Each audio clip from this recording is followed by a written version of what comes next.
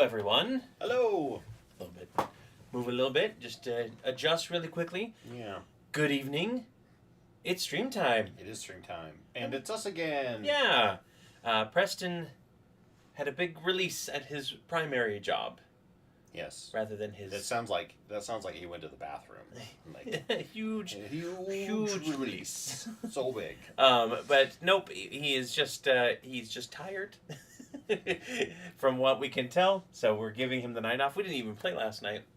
I know. Which I know that I was like, oh yeah, it's fine. We're starting a new arc, so we don't have to worry about having the whole, I want everybody to be there, so let's hold off, because Preston couldn't. But then, 8 o'clock rolled around, and I'm like, oh, I'm kind of itching. Yeah. I understand why we, sometimes skip, just because, life stuff gets in the way, but man, I do feel the same way where I'm like, get that itch to play. Yeah, and now we don't get to play until next Thursday. Hi Bosco. Hi Real Grumble. Yeah, hello. Welcome. It's not actually. It's a computer nerd joke. Yep. Yeah. And then mine is just, I think I've shown this one off on stream. Yeah, I think so. I've worn it on an episode or two as well. So, Yep. But yeah, we are back to paint, and you've done some work, my friend. Not much. Well, you've done a little bit, enough that I noticed it. Let's take a look, because last time we were working on this Displacer Beast creature, and you actually went through and gave us some acid spikes on the limbs, on the tentacle limbs. Some poisons. Yep. It feels like acid. That's the thing, is it looks like acid. Yeah, I know it's poison, but yeah. Yeah, it's a little hard to see on camera, but it very much has a fluorescence to it. Yeah. So that's awesome. Yeah. Yep, it is time to finish the Tentakitty for sure. I did a big old test on one of the one of my failure prints for the winner of our contest. And so I was like, how thin do I have to make it look like it's an acid? Perfect. And then you've also been working on some other things. I want to show these off too. Okay, sure. Just because you've been painting some wyverns, and you decided to go with dragon colors for the wyverns using your new paints, right? Only on one of them. Only on one. Okay. Yeah, not this one. Yeah, so we've got a fantastic blue. I just did the spikes on it yesterday. I haven't done the spikes on the rest of them, but I did the primary colors for these ones. This kind of goldish, orangish, yellowish. Yeah, and I always make their bellies a different color, because I really like that in art and in real life, when they have different color underbellies. Yeah. And then this one's the new paints. So it turned out pretty good. Yeah. This one is also missing a tail. This one, has a missing tail. It failed on the print, but so it's just got a little stubby tail. Yeah, that's it. Right. Very cool. Yeah. But yeah, I think we're going to finish the Tentakitty tonight, and then afterwards we work on the rider. Yes. Perhaps? Yeah, this guy. Yep. Either the actual rider, it's riding one itself, probably Both. Yeah. Probably him and the unmounted version at the same time. Yeah. Yep, the mounted and the unmounted version. So. Some cool Knoll. Mr. Bow Leg and Mr. No Leg. Yep. No leg. No. I mean, he has legs. I know. He does. I couldn't come up with a rhyme that quick. I'm not good on the spot. I know. I've seen you DM. No, I'm just kidding. Well, now I'm never going to release anything I DM, so... Nah, you do. It's all your fault. It's all Cory's fault. Yep, if you never see anything from the Pathfinder game that we're wanting to play, or the one that you've been doing on Saturdays, that's me. That's the klutzy wyvern, no tail, no balance, low dex. Yeah. Yes. Yep. Hello, Brian. Welcome. Yes. I will go ahead and save that tail for you so that you can get some good poison out of it. It won't be refilling, but obviously you can just have a little bit. That's fine. Tell your DM that you got a visit from a couple of well-off merchants that traded you a wyvern tail full of poison. It makes it sound like we're rich. As merchants, yes. In a fantasy world, yes, we are. Yeah. Right. I mean, look at all of the gold we have, Scott. Show all of the gold that we have as merchants. It's just not gold colored yet. Yeah. I love how that makes it seem like it's fool's gold and we need to paint it. It's Electrum. That's Electrum. Yep, it's Electrum. Oh, I printed something with the same set of like. Go back to that. Oh, okay. So this set was like the Dragon's Horde, And yeah. right? Uh-huh. And it had a whole bunch of extra pieces to print. So like there, What is that? that is like a sack. Uh-huh. Okay. Okay. I'm gonna leave it on there for scale. And then there's a crown. Ooh, I like the crown. Yeah. I think you leave the crown like black. And there's like a ewer.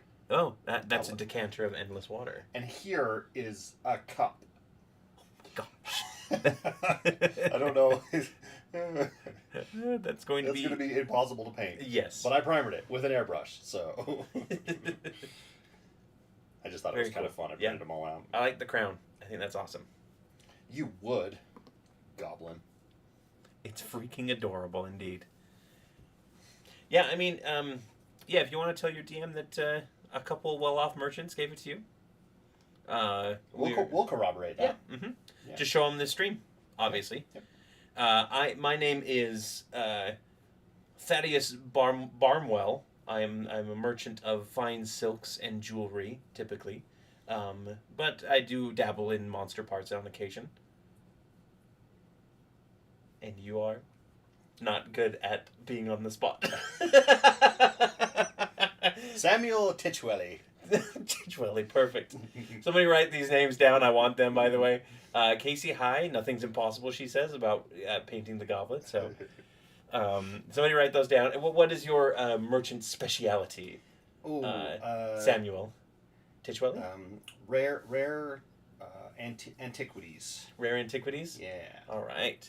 Do you go typically for, like, ancient artifacts of great power, or more just, like, Artifacts. this vase is really cool? And Yeah, artifacts. Historical vases and paintings and other things like that. Yeah. Yeah. Well, if you can't play the half-elf because you're the DM, just make him an NPC and use the wyvern poison against your players. Don't worry, every one of your players will pick half elf anyway. If somebody could actually write those names down and send them over to me, or just put them in the chat so that I can have them for later, because I may have already forgotten them, but I love the names. It was Bartholomew. I'm gonna have to go back through the VOD. Yeah, I think. you are. Yeah. You're gonna have to go reblog it. Yep. I am painting these tail spikes up though because I didn't like the poison color on them. Yeah. I agree. I think the spikes could be regular bone spikes. It'd be fine. Regular bone. Yep. Titchwilly is Samuel over here. Was it Samuel or Samuel? Samuel. Samuel. Samael. Not Samael. Nope. That's a different. That's I've already forgotten him. Yeah. Yeah. Me too. Yeah, I hate that in a game when you're like what's the name of the NPC? And it's like hold on, and then you pull up like fantasy name generator, or you write down something really fast, Mm-hmm. and if you don't write it down and you just come up with it on the spot, it's like, man, I really hope that I remember this. I try to write down all my NPCs that I make up, but yeah, I don't get them all. I think it's kind of funny sometimes to go back, and when they run into the NPC again, they go, what's his name? And you can just make up something else. I don't think that's what it was. Well, it is now. So. Yeah. That's what we're doing now. Let's see. Titchwilly. So I'm just going to go with Witchworth as my last name. Witchworth? Witchworth, yep. Bartholomew and Samuel. I honestly, like, if there's one thing that happens, it's that I want these merchants in everybody's game now, and they're us. They're literally us, and we are just merchants of all sorts of exotic wares. Yes.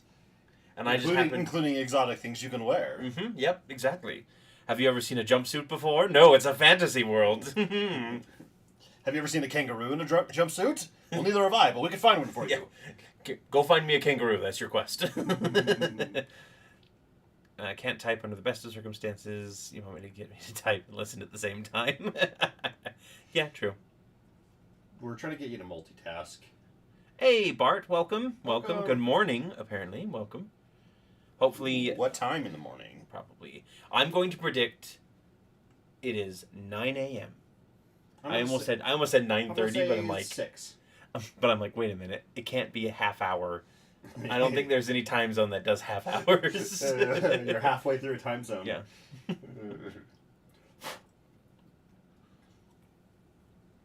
There's some figures that you've got in front of me here that we were going to use for a part of Aloma's storyline that we are no longer going to be doing because Colby has departed. He's taken his leave of absence for stuff. And I'm really a little disappointed because I really love these Garms. I want you to show off the Garm as well. You printed me off a couple of these. The Garmadons. It's 10 a.m. I was closest without going over. Yeah, these Garms are like, basically like nightmare dogs, right? And so we may still actually do something with them. It's just what I had planned for them no longer because I will probably paint them. Yeah, I don't feel right. I've got some good references for like skull dogs to send you that I think work really well, but I don't feel right doing anything with like Lunera and Aloma's kind of storyline without the player there, right? Yeah, that's so fair. That may be something that is kind of pushed off to the wayside as a continuing ongoing thing until we have a player who decides to play a Lunera cleric or Lunera follower again. Yeah. So that's fair. I understand that. Discord alias? What? Discord alias revealed. I'm curious.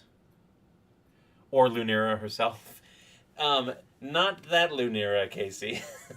That's a different Lunera. I think we've told that story. The fact that Preston named the goddess of the moon after Kate, my wife Casey's old character that we had played when she was playing with us before we started recording. Actually, no, she was technically in the Broken Spear games, which you can find somewhere on YouTube. I won't lead you to them. Oh yeah, no, but they're there. They're there somewhere. Yep.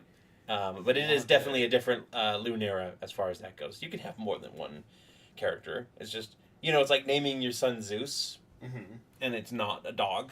It's regular son, normal human. Like it's like, yeah, that's fine. You can call your son that, but it's kind of weird at the same time to name them after a god. We've been watching Stargate, right? Yeah.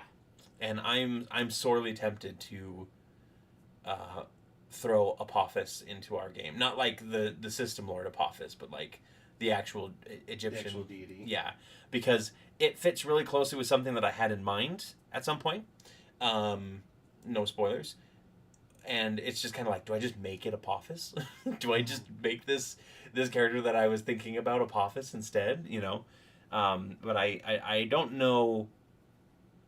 I don't know how deep I want to go into deities that exist in our reality, because technically Hermes is a god in Aneria. I don't know if you remember that. I don't. So Hermes is you only really see him followed in Terabon. The House Greenwood were big like Hermes followers because he's like the messenger god, right? Okay. And when they attacked in the famous Battle of the Bloody Fountain, that famous song. Yes. The clerics were clerics of Hermes, specifically. Oh, that's right. Yep. So there is precedent for real life deities. Wasn't that Preston that went there and talked to them? I think he saw them, but I think the battle happened before before that all Was began. there precedent? Yeah. Precedent. Precedent? Yep. Stargate D&D. Yeah, I want to. We've got two. Scott, you said you have two different RPGs that are Stargate. I want to. I don't have them. The first one came out in like the late 90s, early 2000s, and that was. I went and looked them up the other day, and they were. Even just like the supplements were like $300+ for a supplemental book. Yeah. And the core rule book was like $500 Oof. on eBay, and I was like, nah. Yeah. But there is one I believe that is still like active and being published. And wasn't it Modifius that's doing it? No, I don't think so. Let's see. I'm not sure. It's been a while since I've actually like went and looked at it.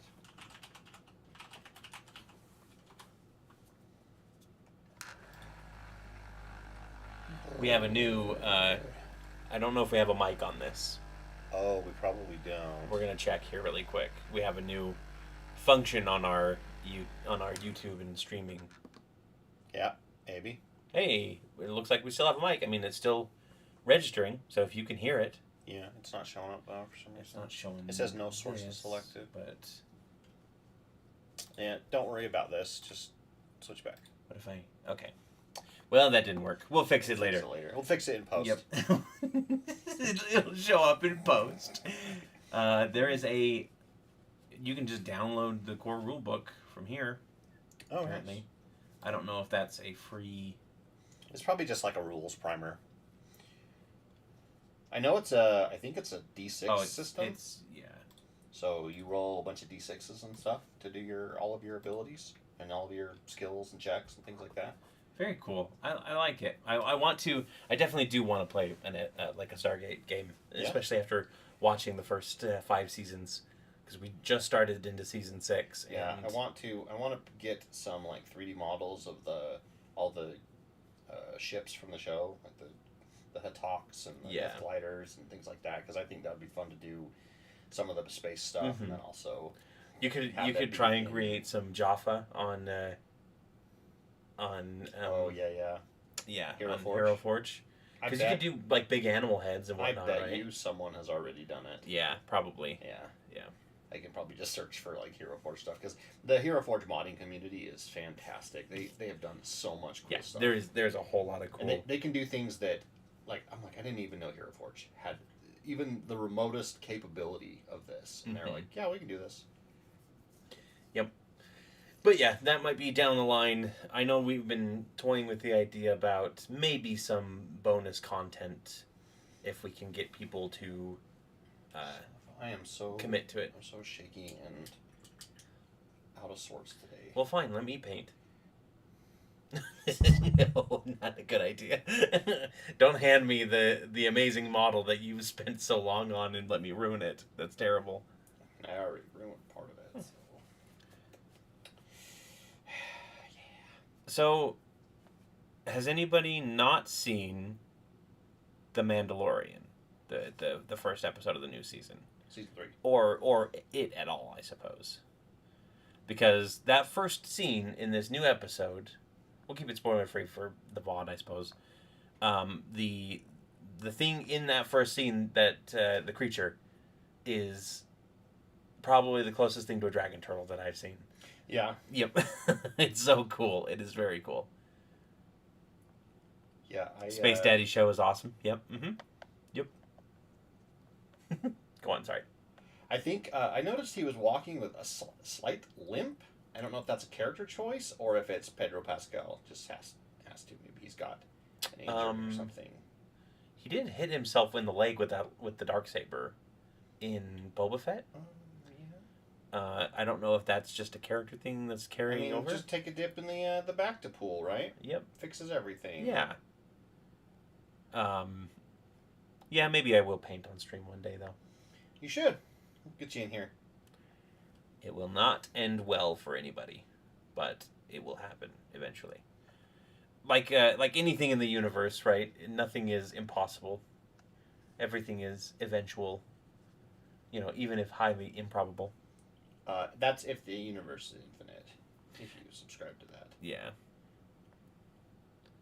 You want to play a Grung? Ooh, as like a Yoda? I like that. I like that as a choice. I just got a whole bunch of sets of that, actually. Or some are announced, coming out. Oh, yeah, awesome. for some cool Grungs. Yep. That look like Battletoads. Yes.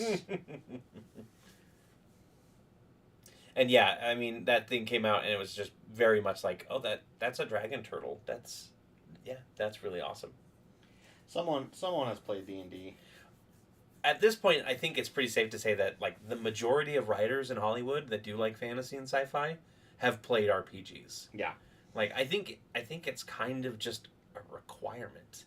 Like I would be We're gonna hire you for the show. Have you played D&D? No, sorry, we can't. I would be absolutely shocked. We can't shocked insure you then. If there was like some writer that was like, yeah, I write fantasy and sci-fi, but I hate D&D and all that RPG crap. I'm a sports guy. Yeah. It's like, no, you don't get to the place where you're writing good fantasy and sci-fi. I mean, and you can be both. You can be sports. No, guy, yeah, I mean, yeah, obviously, but like one or the other, right, is not acceptable in the writer community. It's not. Unless you're writing for a sports show.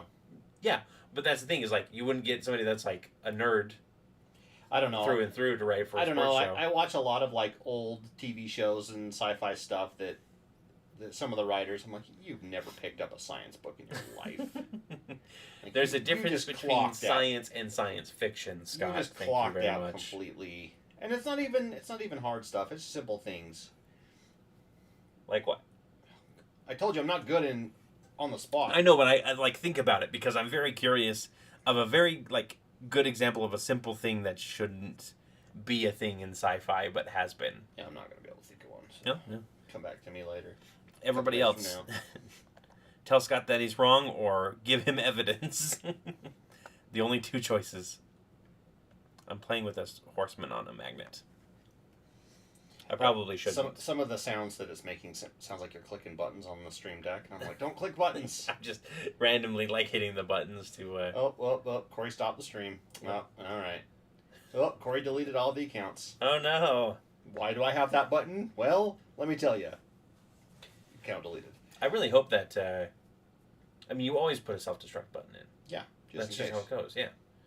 I really hope that someday, some data archaeologist finds YouTube and our little corner of it, Mhm. like 1,000 years from now, and I want us to presents it as become like a posthumously popular. yeah, like everybody's like, oh man, I love the 3 seasons that there were of Tales of Aneria. Whoa, now, well, there's only gonna be 3 seasons. What the hell, Corey? I'm just saying, like, I don't know how much we're going to be able to get out. I'm being generous here. Do you consider the Shattered Realms season 2? I know we say Yes. it's like season 2, Yes, I do Okay. consider the Shattered Realms season. but it's not campaign 2. It is not campaign 2. It is season 2 of the Campaign show, though. 1. Yeah. Yep. Because I think there's a very clear delineation between season 1 and season 2. Obviously, there's a 2-year time skip, and there's new characters and whatnot. And it definitely, if we just said this is still campaign 2, then it would feel weird for there to be new characters halfway through Yeah. when there haven't been any character deaths, you know, which I'm horrible at because, You don't have to be good at them. well, I mean, like, there comes a point where you haven't killed any of your players legit, and you kind of feel like, am I a bad DM? You're not a bad DM. Everyone, tell him he's not a bad DM. I am the DM of the people, according to Bosco, Yeah. which means that I am very much on their side with everything, which is fine. I'm okay with it. I have come to terms with the fact that I am a storytelling DM. Casey said I'm not a bad DM. She didn't say I was a good one. She just said I wasn't a bad one. World's most okayest DM. Yeah. Let me get you that mug, right? Yep. Or t-shirt. Of the peeps, for the peeps. Yeah. I mean, and I think that's a great way to actually talk to myself. Or talk about myself. Or when I refer to myself as a DM, right? Mhm. Is I'm a storyteller first. And Yeah. if that means that your characters survive encounters so that they can continue their story, so be it. They're still going to feel like challenges, and there's still going to be a lot of fun to come out the other side. Well, and I would also say you're very conflict averse. So Yep, that's true. So you don't like doing anything that might cause conflict Mhm. amongst the group. So killing someone might be something conflicting that someone might not be happy about. Yeah. Especially if it was like a random chance thing or Yeah. non talked about deal.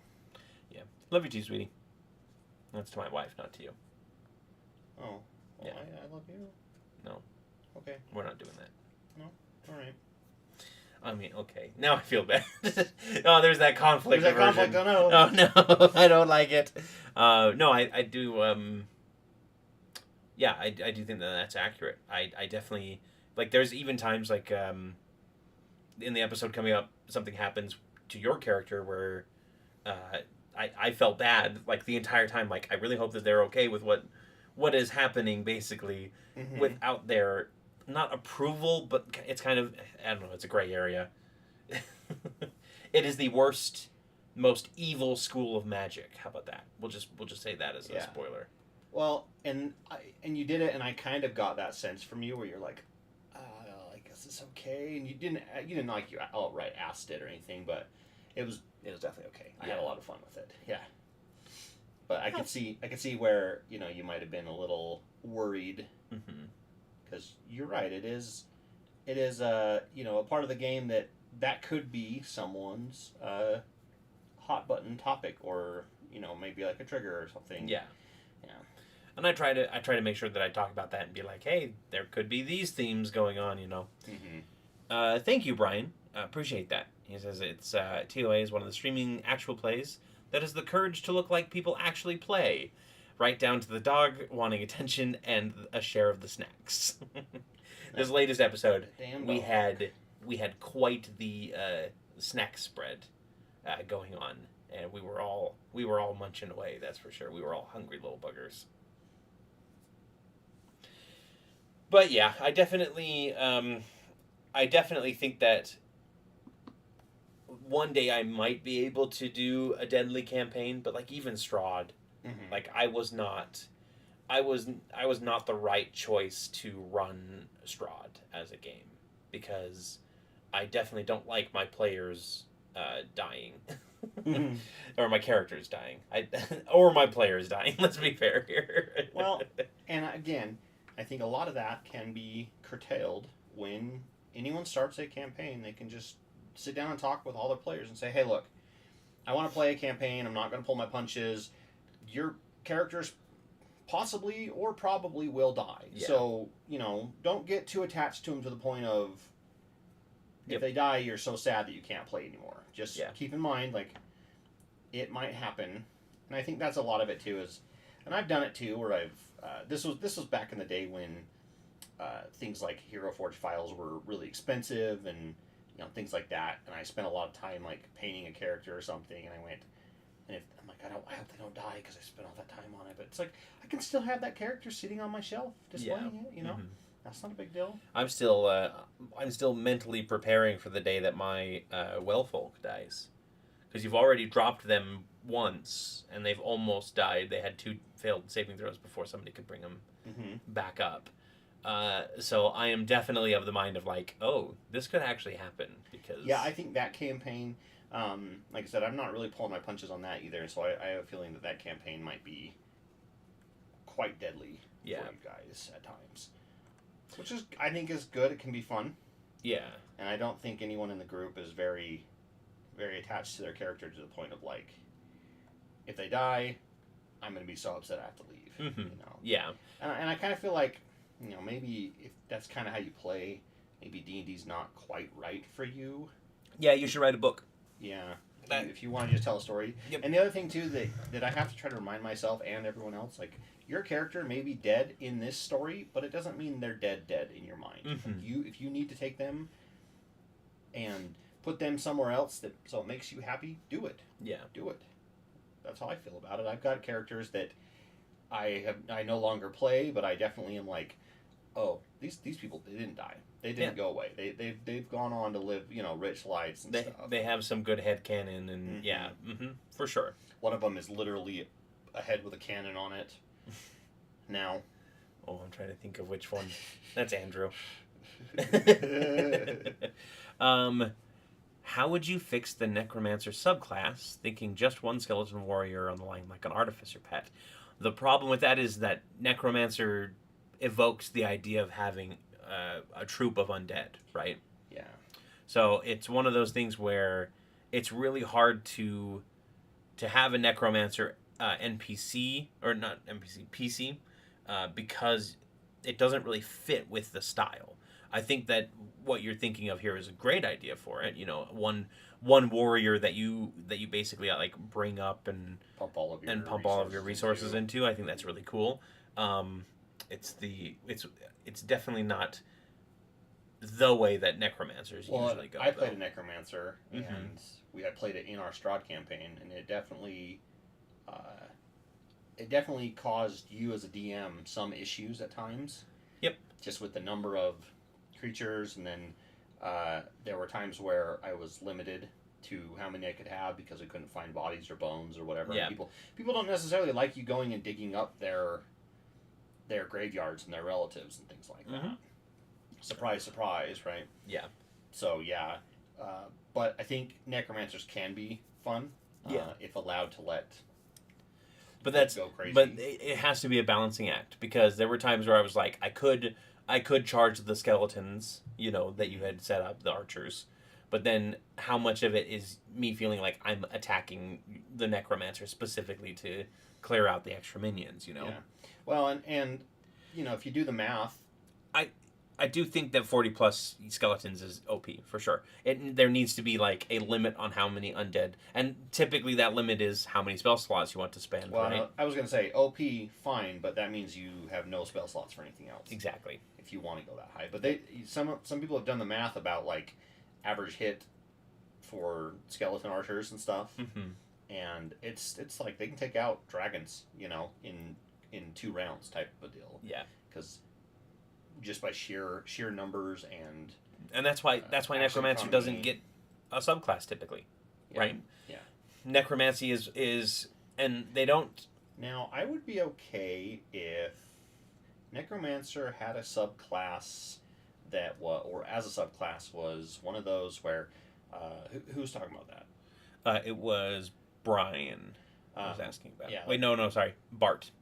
Bart was saying, you can pick to choose, like one zombie Hulk or something that you put all of your points and stuff into, and that becomes your your primary like damage dealer and stuff.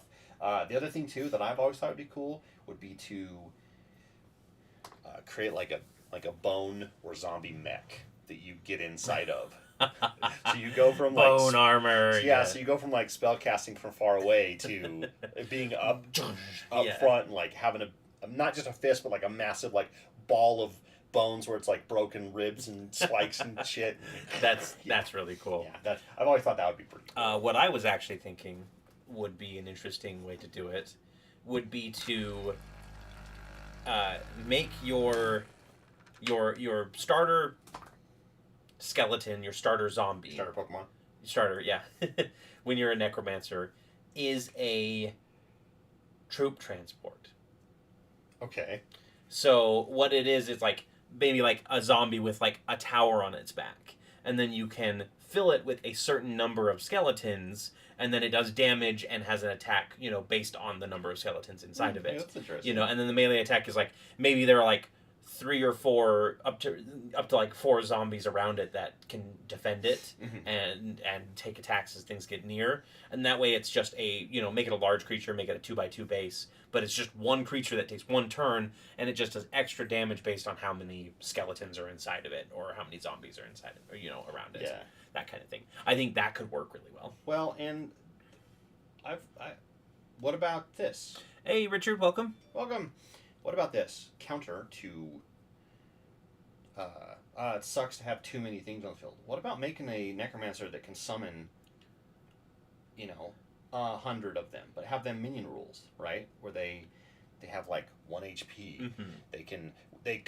You have to have so many collectively. You have like a group of them that attack, type of deal. And I understand like there's a problem with have to roll too much dice all the time and things like that. But or maybe like a good necromancer realizes that not everybody wants to see undead walking around in the city, so they keep them in pocket dimensions, and your attack is, as an action, you summon 2 skeletons and they make an attack that you've saved, and then they go back into the pocket dimension. So it's basically like a spell attack. Yeah. Obviously that's more that just flavor than anything else. else. Makes you back into a wizard at that point, right? Yep. I think if we're going to do one, this is a displacer beast, yes. I think if we're going to do one specific minion, like if we want to do a wizard that has an artificer type minion, Golemancer. Yeah. Yeah, you do a Golemancer, and you'd be like, you start out with like a clay or a wood golem that you can create, that kind of thing. The good necromancer puts them in sundresses and sun hats as a disguise. I mean, that's what Perrin did. Perrin went into Valaki or whatever, whichever town, and he got like deep hooded cloaks for all of his zombies and whatnot, and then brought them in when they were disguised, and then when the time was right, he revealed them and everything. So Yeah, I had to. Mm-hmm. It was the only way to. It was the only way to get them into the town that we were into. Yeah, because they were very much like no undead at all. yeah. Well, I mean, it's Barovia. It's kind of like, normal, right? Yeah, Yeah. it makes sense for anywhere, but yeah. So in a Rifts game I played, and we had a necromancer who carted the bones around in crates, then summoned them from the back of the truck. That is really cool too. I do That's like pretty that. cool, yeah. Mm-hmm. Yep. The bag of holding of bones. The bag of bones. The bones of holding. The bones of holding. It's a skull. It's just like a giant skull that's And the bag then of holding. you reach inside. And which giant skull would you pick? I'd go Cyclops. Ooh, that's pretty good. Yep. Because then you could reach into the bottom or into the eye. Beholder skull. A beholder skull. Mhm. Mm-hmm. Yeah, I think giving the player and then you get into the problematic being like, oh, I want to summon this specific type of undead, and it kind of gets into the same realm of like druids being able to shapeshift into a lot of different. Okay, druids. Let's talk about. Let's talk about druids because this new one D&D stuff. Mhm. Yeah. They changed the whole being able to shapeshift or wild shape into small creatures, right? Yeah. What do you think? How do you feel about it? So I'm not a big fan of what they did, to be honest. I like the druid being able to wild shape into other creatures, Mhm. And getting the stat blocks of those creatures rather than just being Also, beast of the land, doesn't it beast of just the make air. a lot of beast the sense sea. though to have like a tiny creature Mhm. at that low level? Like, Turning that- into something small that can't really attack or do damage. That's typically Yeah. how. A spider or Yeah. a bug or a Mhm. fly, like maybe not a fly because of the fly speed, but even then, like I'd Yeah. let my player turn into a fly. Like, come on. One thing that I've noticed is regular spiders are too fast in D&D. Yeah, oh yeah. Because you're like, oh, it's going to take you a little bit to, like, I've turned into a spider a couple times in our game to infiltrate and be the spider on the wall. And you're like, oh, it's going to take you a little bit to get across the room. And it's like, I have a 20 feet move speed and I have a dash action. It's like, I can move 40 feet around in 6 seconds. And then everyone kind of pointed out, like, spiders are pretty dang fast. And It's just yeah, typically they sure. meander. Yeah. And to be fair, you probably could say, okay, you can get across the room, but you're going to have to roll a stealth check because that's You're running not right across the normal. middle of the room. Yeah, that's not normal spider behavior, right? Spiders don't scurry really quickly. Come out in the open. Usually, Yep. they usually go, oh, they spotted me, and then freeze. Mm-hmm.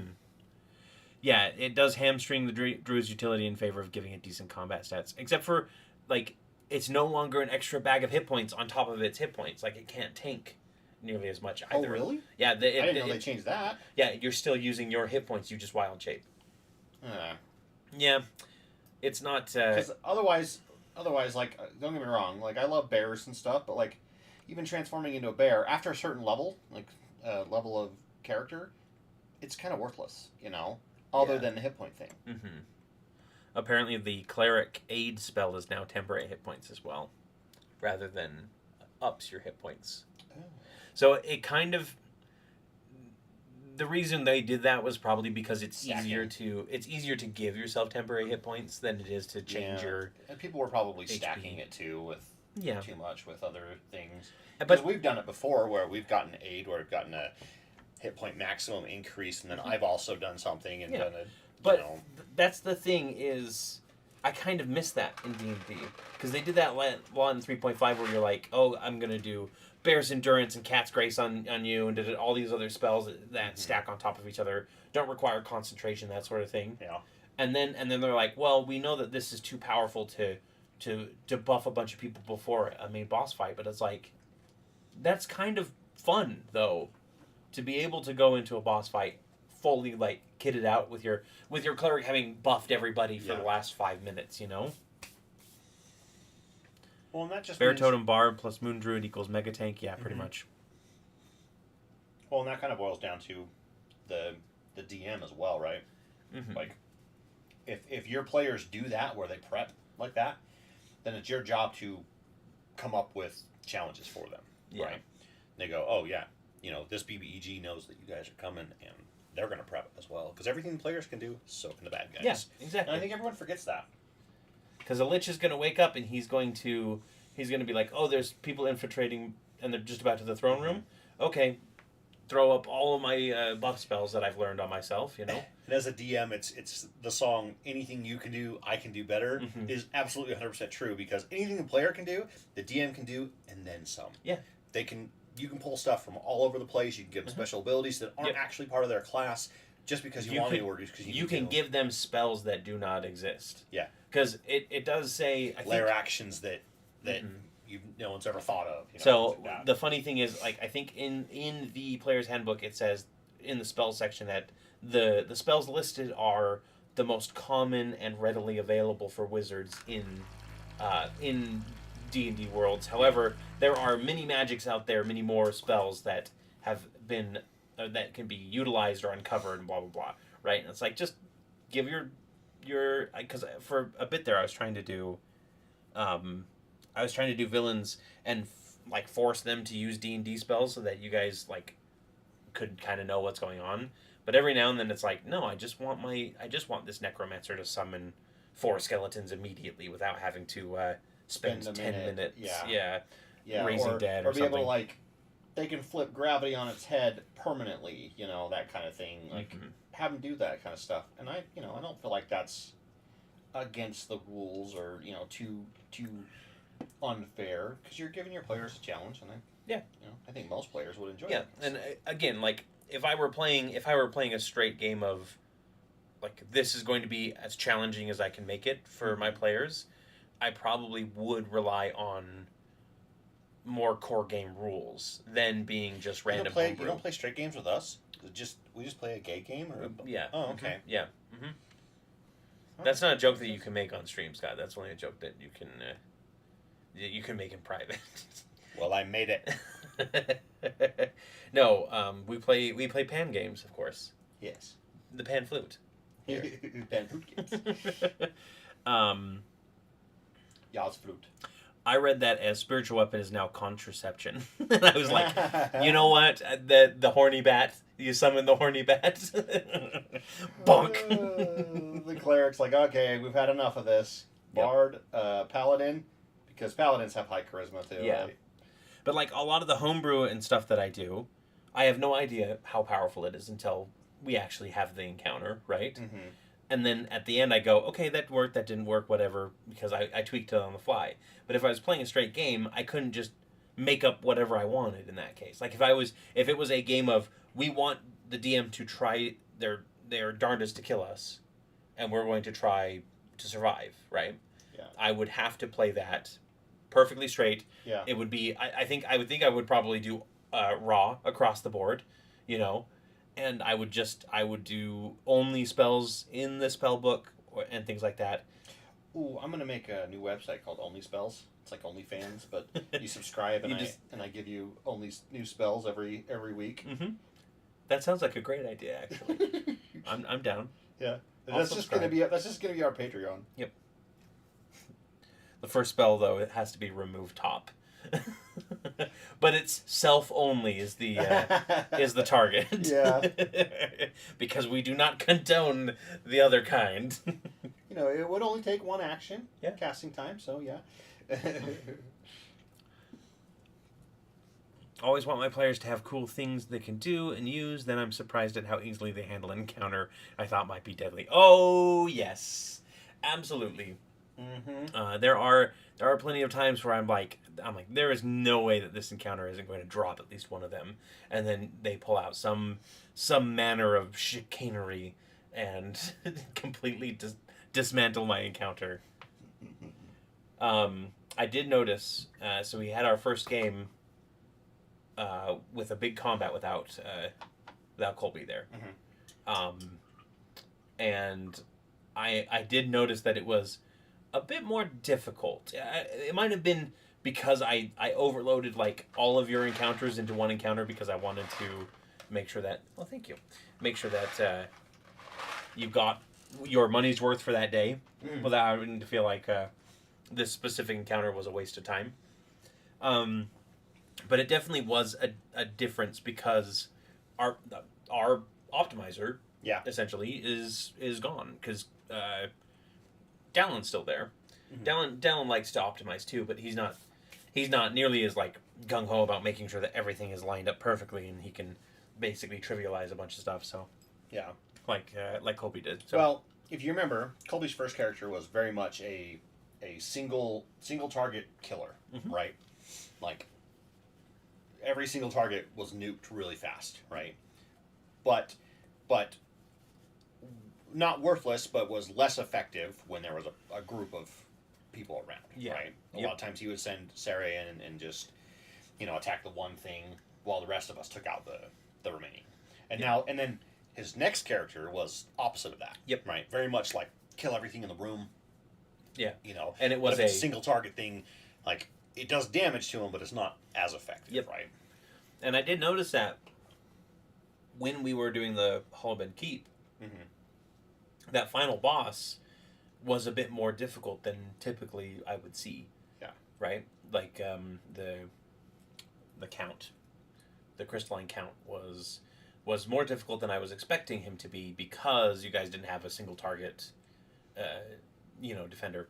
Plus I kitted the count out like to the 9s for that fight too, so Sarah was one punch girl. Pretty much. And that was why there were a lot of like 3 or 4 minions and the big guy, And you had to build based on the party's strengths so that it wasn't either boring for someone in the party and it wasn't just boring in general, right?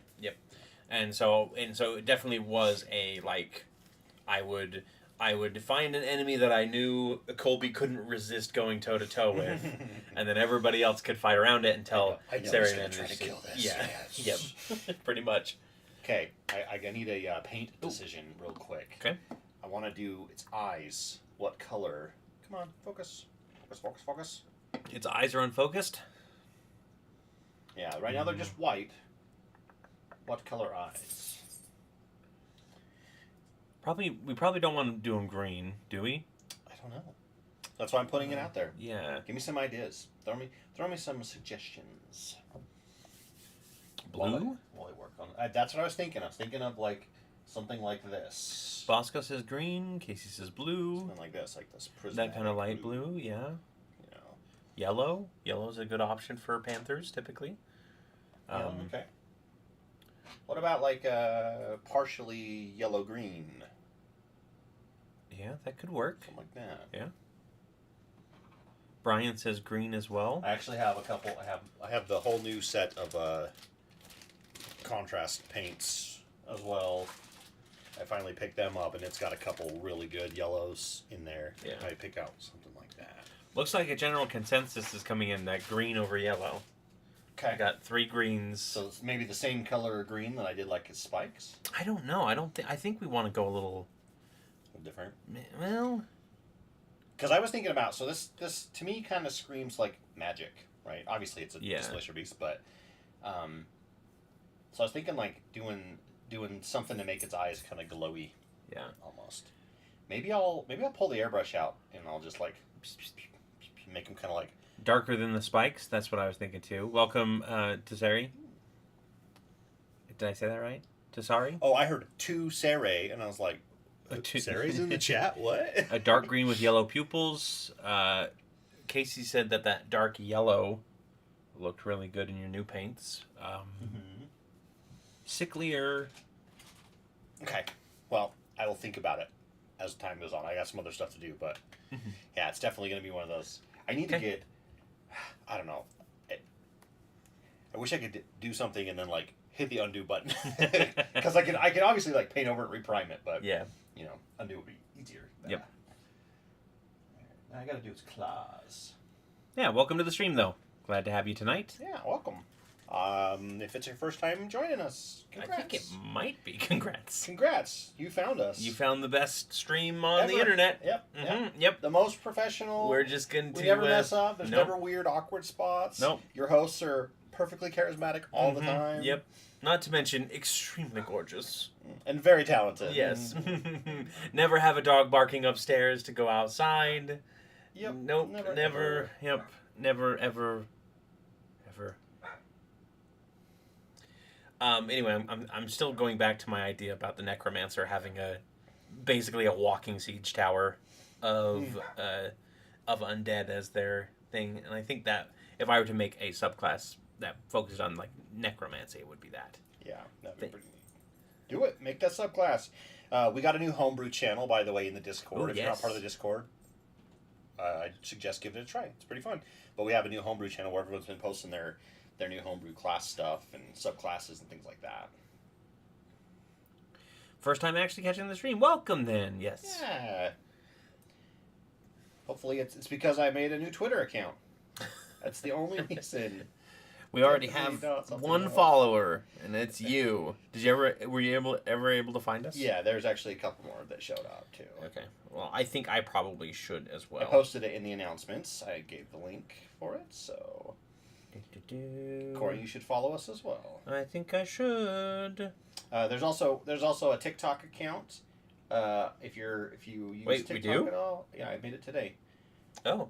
I We're gonna post our went shorts all up in. there? I said, you know what? We need to actually start doing the internet stuff that we have not been doing. Yeah. And so I made all those things. I made all the things. But there's no post yet because, I made them today. So I think TikTok's going to be more like some of the shorts and maybe some like behind the scenes things like that. All right. I am now following as well. Well, thanks. Perfect. Thank you for the homebrew channel. Yeah, of course. Yeah. Yeah, if you have any ideas and suggestions for other channels that you would like, I feel obviously, bad. obviously, you don't want to get too bloated, but things Yeah. like that I think are good, especially if it becomes, a lot of people are posting homebrew stuff. It needs a home. Mm-hmm. I feel bad that I can't spend more time looking into the homebrews myself. One of these days, I'm going to have some spare time, and I'm going to go back through and read all of the different homebrews. Yeah.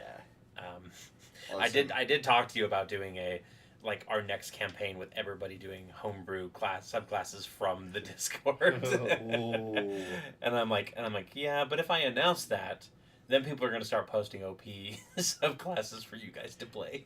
I'm going to be the Annihilation Sorcerer. They get Disintegrate at level 1. They just snap their fingers and kill things. Yep. It's like the giant slaying belt or whatever, where it's Yeah. like, if you crit, the giant dies. Yep. Not that it has a chance to. It's like, nope, it's just dead. Isn't that like Vorpal sword for belts or whatever? Yeah. Giant Vorpal sword. Yeah, basically. Well, so yeah, the hammer is basically a Vorpal sword for only giants. Yeah. Thank you, Casey, for letting our dog out.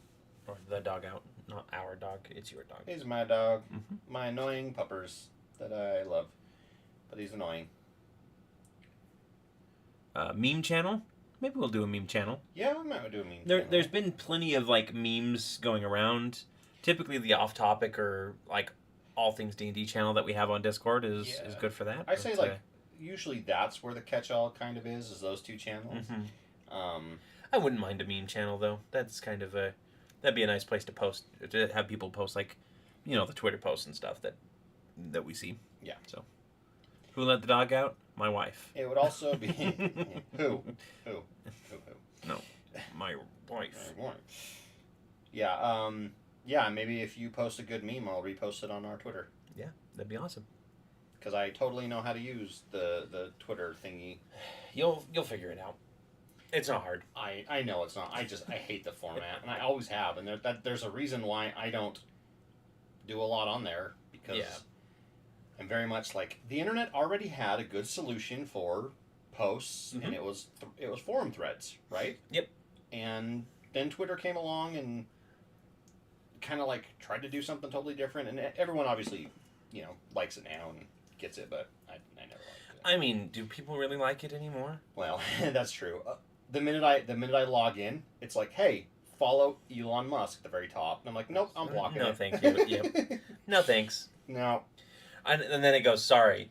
What we meant to say And was, follow Elon Musk. And it wouldn't let me. It wouldn't let me go past the creation until I had followed something. So I was like, okay, Marvel, fine. Yeah, 'Cause sure. that was in the list of ones because you couldn't search. It wouldn't let you search. It was just here's the popular ones. Pick one to follow first. And I was like, oh, that's stupid. Just let me sign up without following any of them. Let me just sign up. I might followed spend some time on the TikTok making some unique videos for there. Okay. Because they have a lot of like the what D&D class are you, blah blah, the different filters and stuff that are fun Yeah, to it'd do. be fun to get the whole crew to send me those. Yeah. Like when we find good filters and stuff, send them over and say, hey, everyone make your video and shoot it our way. Yep.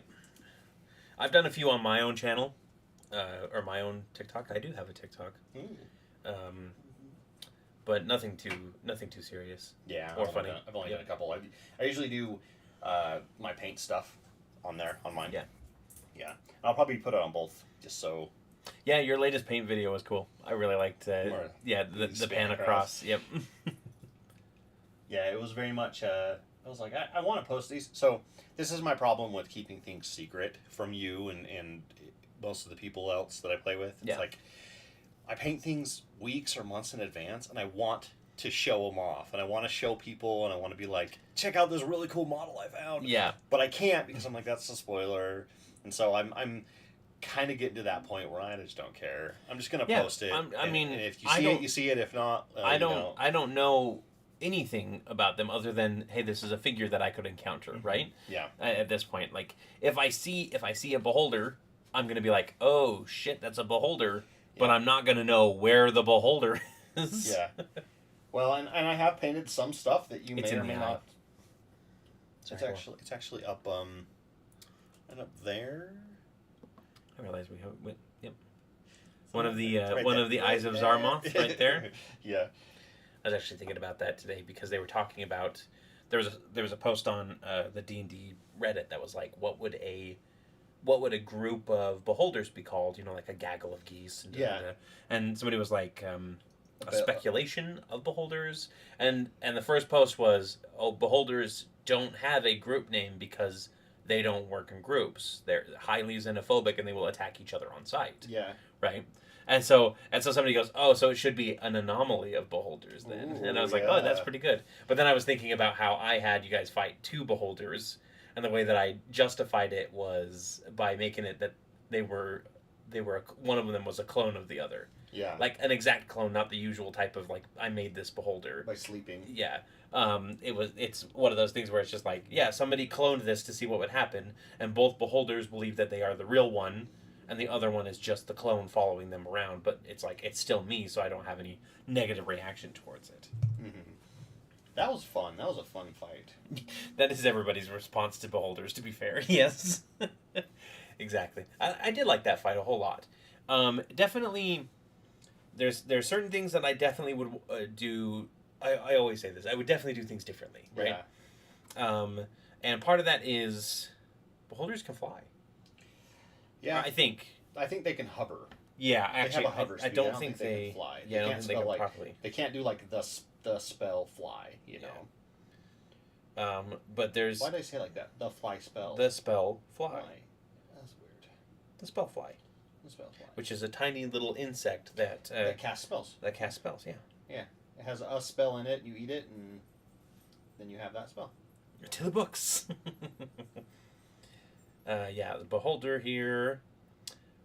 Fly 20 feet, hover.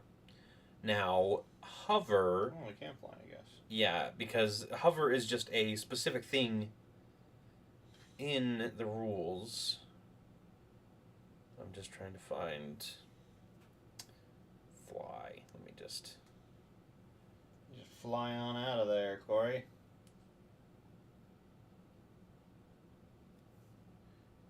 Fly speed, maybe? I'm trying to bring up the rules for flying here. Not the ornithopter of flying, although I'll come back to you. Ooh, save for later. Yes. Yep, and saved. I do that all the time. I'm like, I want to read that, so I'll just open a new tab, and then I end up having 80 tabs open by the end of the week. So thanks, ADD brain. Appreciate it. You need beyond hover rules. Hover for flying speed. Nope. Rules for flying. Keep your arms and legs inside at all times. Don't open the window at altitude. The masks are located above you and will deploy in an event of emergency. Wonderful. Please keep your seat in an upright position. I don't know. When landing. Let's see. Flying creatures enjoy. I've never been on a plane. I have no idea. So. Flying creatures enjoy many benefits of mobility, but they must also deal with danger of falling. If a flying creature is knocked prone, has its speed reduced to 0, or is otherwise deprived of the ability to move, it falls unless it has the ability to hover, or is being held aloft by magic such as the fly spell. Yeah, so I think it can hover. Even though it's unconscious, it still doesn't fall. So hover in this case just means that they don't fall prone, or when they get knocked prone. I think we looked that up on the 10K as well. Probably. Because I did have one of them like flying up into the air over a building so that nobody could get to it kind of thing. That's true. And that was, like, honestly, if I would have had them both like raise up into the air and just start blasting you guys from above. So anyway, it started blasting. Yeah. Then I don't think you guys would have survived that fight. Yeah. I don't know. I was playing the Needler. Yeah, you also got petrified in round 2. That's true. So, I don't think that the rest of the party, who was completely melee with no like ranged spells. In fact, I think I actually had one of them fall to the ground in a breach of hover rules. Yeah. During that fight. Yeah. Because I netted it, didn't I? Mm-hmm. Yeah. It was a net gain for us. Because a battlemaster can drop a flyer without hover with tripping attack. Yep, exactly. It's basically it's wing clip attack at that point. Tripping attack. Who's the guy in Street Fighter that like jumps in the air and like does the spinning flying kick? Or whatever. Yeah. I can't remember. Ken or Ryu, one of them does that. All I'm picturing is that with the Battlemaster and their trip attack. Yeah.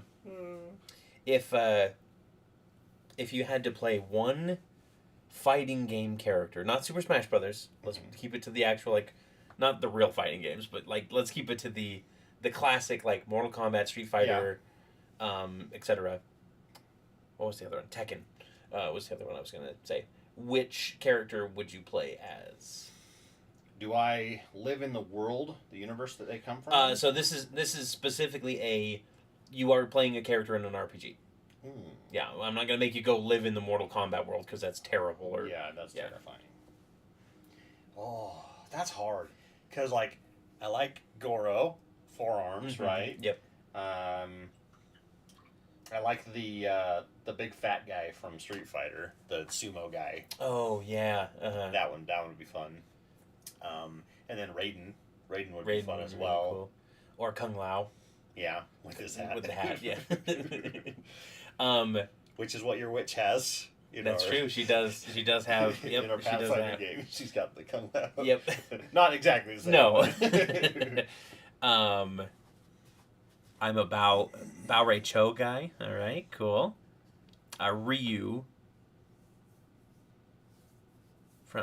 from Dead or Alive is the same ninja from Ninja Gaiden. Okay, all right.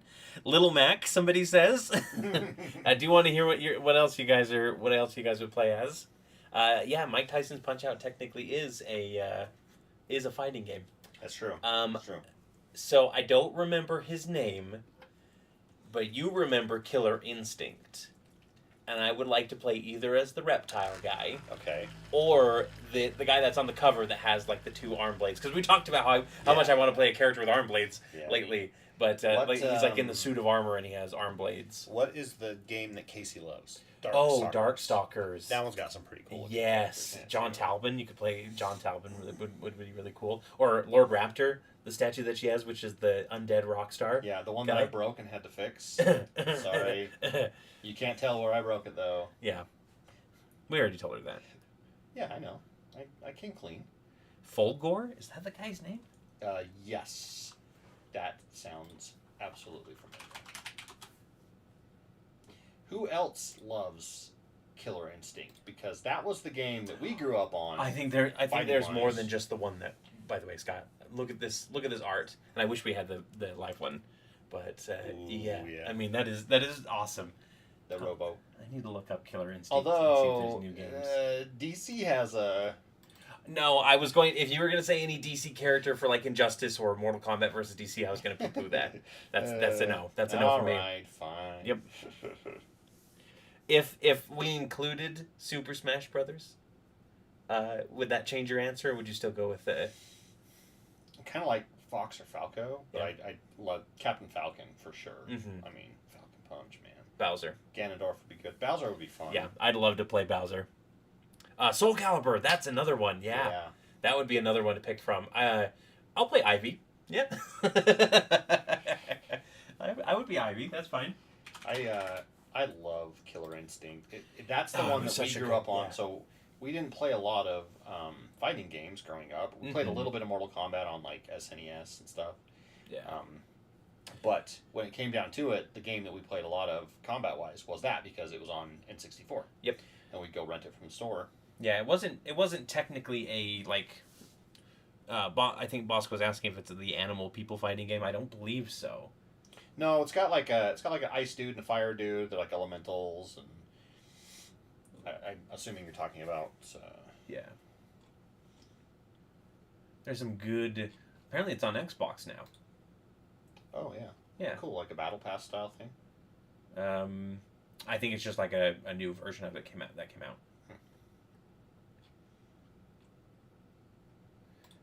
Characters. There's so many. There's always so many characters, and they have names that I'm like, I don't know who you are. Please give me a picture.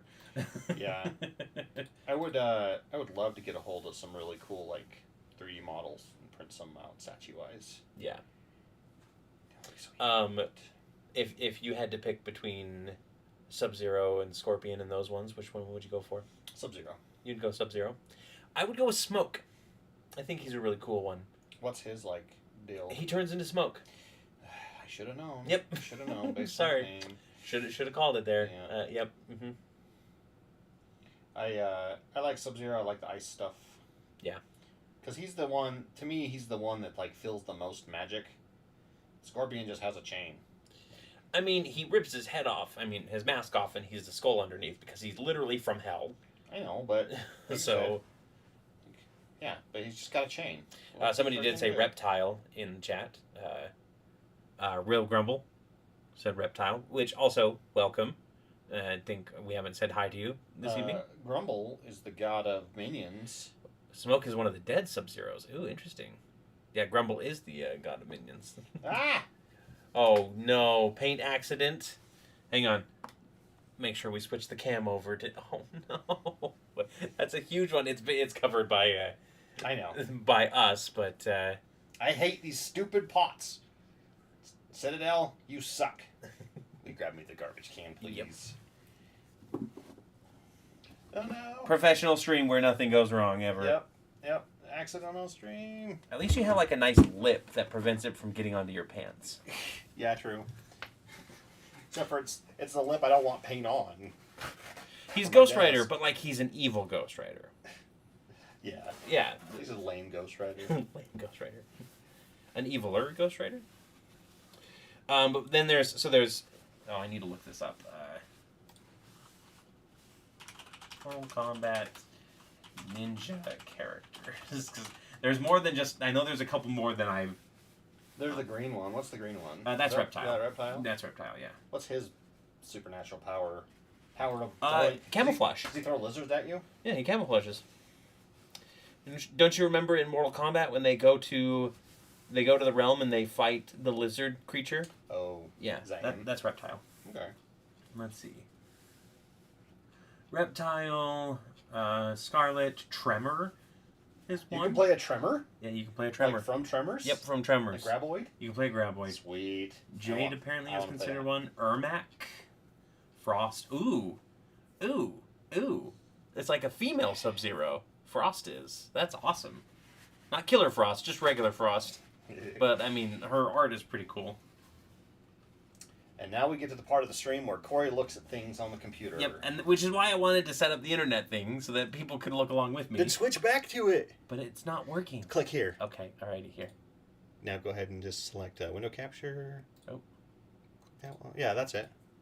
Now minimize it and reopen it. Okay. Yeah, it's just not working. Right. Where is it? Maybe This that is- one. Yeah. There we go. There you go. Yeah, so this is Frost. Like, this is awesome. She looks really cool. I like her design a whole lot. Then you got Cyrex and Sector, By which the are way, like Cory, this was the paint that I just bought to replace the one that ran out too. because probably because Not you because spilled that as not well. because I spilled it, Yeah. but because I used it a bunch. Yeah. I use it all the time. Transfer them to squeeze bottles. I know I need to. I just don't want to buy squeeze bottles and do all that work. And then there's Chameleon, who is different from Reptile, but also probably Yeah. Chameleon's story is that she has none. She exists and is a famously poor excuse for a new character. She's intimate, or she can imitate other female ninjas across. She's intimate with, with other female ninjas. ninjas. Sorry, a little bit of my personal bias coming through there. I guess Melania is kind of considered a ninja. She's in the one this, with so- the crazy teeth, right? Yeah. She has like the crazy creepy mouth or whatever. Katana, yeah. Sub-Zero, obviously. Scorpion. Of course, Scorpion gets number 1, right? Top billing. Top Top billing. billing. Indeed. Like top men. But yeah, there's a lot of cool, there is a lot of cool characters out there. I always hesitate doing a campaign where people play as a character. Mm-hmm. Do you remember, back in the day, Nope. When I we don't did remember any of the days. actually, I don't even know if we did this, but we were going to do a 4th edition one-shot Mm-hmm. with our old group, where you all played a version of a character from the Nintendo franchise. I had made the 4th edition. You don't remember? Okay, we must not have played it. We must have just canceled that week instead, because it was going to be a week where it was like not everybody can make it, so we're going to do one shot, and then we eventually just canceled. That reminds me, we need to. Prep for Pterodactyl? Yes. No spoilers, but yes. But we were going to. I was going to have one of you be like Mario, one of you Link, one of you Donkey Kong, and then I think. Would you guys want to see another Pterodactyl game?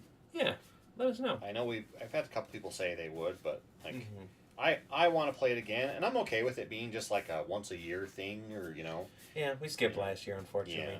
So we need to do 2 this year, 2 this year. Yeah, sounds about right. and then we're gonna lose them. It's just one of those things where it's like, it all comes down to time, right? Mhm. Keep meaning to go back and watch that. Yeah, it's a fun game. Like we had a lot of fun with it. Yeah. I definitely let my creepy side fly a little bit there. Yeah. I like it because you and I both have. We've talked about this before, where like apparently our aesthetics are very much like creepy monsters and horror stuff. Yet we don't like horror movies for the most part. And we don't play a lot of horror themed games, although we love horror themed like miniatures and artwork and things like that. And that really kind of hit the spot. It really did. Yeah. Yeah, for sure. And then we've come across a bunch of miniatures that we've both been like, oh, that's a good idea. This will work really well. Yeah. Trick. Keep some rubbing alcohol around for when you mess up and spill everywhere. Casey says she'd consider playing in a Pterodactyl one shot. Ooh. I'm interested in that. Casey has actually helped me build Pterodactyl a little bit, so she definitely knows the location and stuff. So Very nice. Yeah. Okay, I'm trying to find my new gray. but yeah, I the fact that it is called Pterodactyl with a P is absolutely like Pterodactyl. yeah, it's one of my favorite things with it, just because. So we technically Pterodactyl is the second game played in that world. By the way, I don't know if you remember the Halloween game that we played. I don't even remember if we recorded it back when we were doing the Order of the Broken Spear. Ooh. stuff. Maybe I don't remember. Where you played teenagers that got trapped in a mine being hunted by a ghoul. Yes. And having to get out alive. And there I think were cultists in there. And you gave us pre-gen characters, Yes. right? Yep. Well, actually, I gave you archetypes, basically, because we were using a 5th edition, like, limited system where you played as, like, commoner-style characters where you were okay at, like, one thing, but you weren't, like, amazing heroes yet. And that was the... And when I sent you all the stuff for Terradale, I actually directly referenced that was the starting point of all the weird happenings that began to go on around school. Yeah. Around the town and I whatnot. do remember so, that. Yeah. We did not record it, though. That was before we recorded pretty much everything. It actually, well, I take that back. Preston might have it somewhere. I don't know if it came and set up or... Yep, I don't remember, because I don't think Reese played that night, and that's typically when we would do the setup.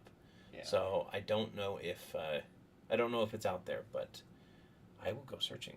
I will go hunting for it and see if I can find it. How did I build the Mario crew in D&D? I do not remember. It was like 10 years ago.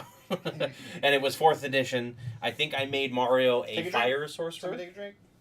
I made Donkey Kong a barbarian. I vaguely remember you talking about this. Mm-hmm. I made Link a fighter, obviously. I think that was kind of what I did there. And then I think there was going to be a 4th member, but I couldn't remember what I was planning. Was it Kirby? Yoshi, maybe? Yoshi? It was like a druid that could shift into all the dinosaurs. Sonic? Maybe it was Sonic? Sonic? Yeah, you know, the copyright version, or, copyright-free version of Sonic. Oh, Sonic? Okay, you just sounded like a Midwestern mom that doesn't know anything about video games. Was it Sonic? Trying to talk to their kid about... I wonder if I have... About that new game that they found. You got that new Sonic game that you wanted. Mm-hmm.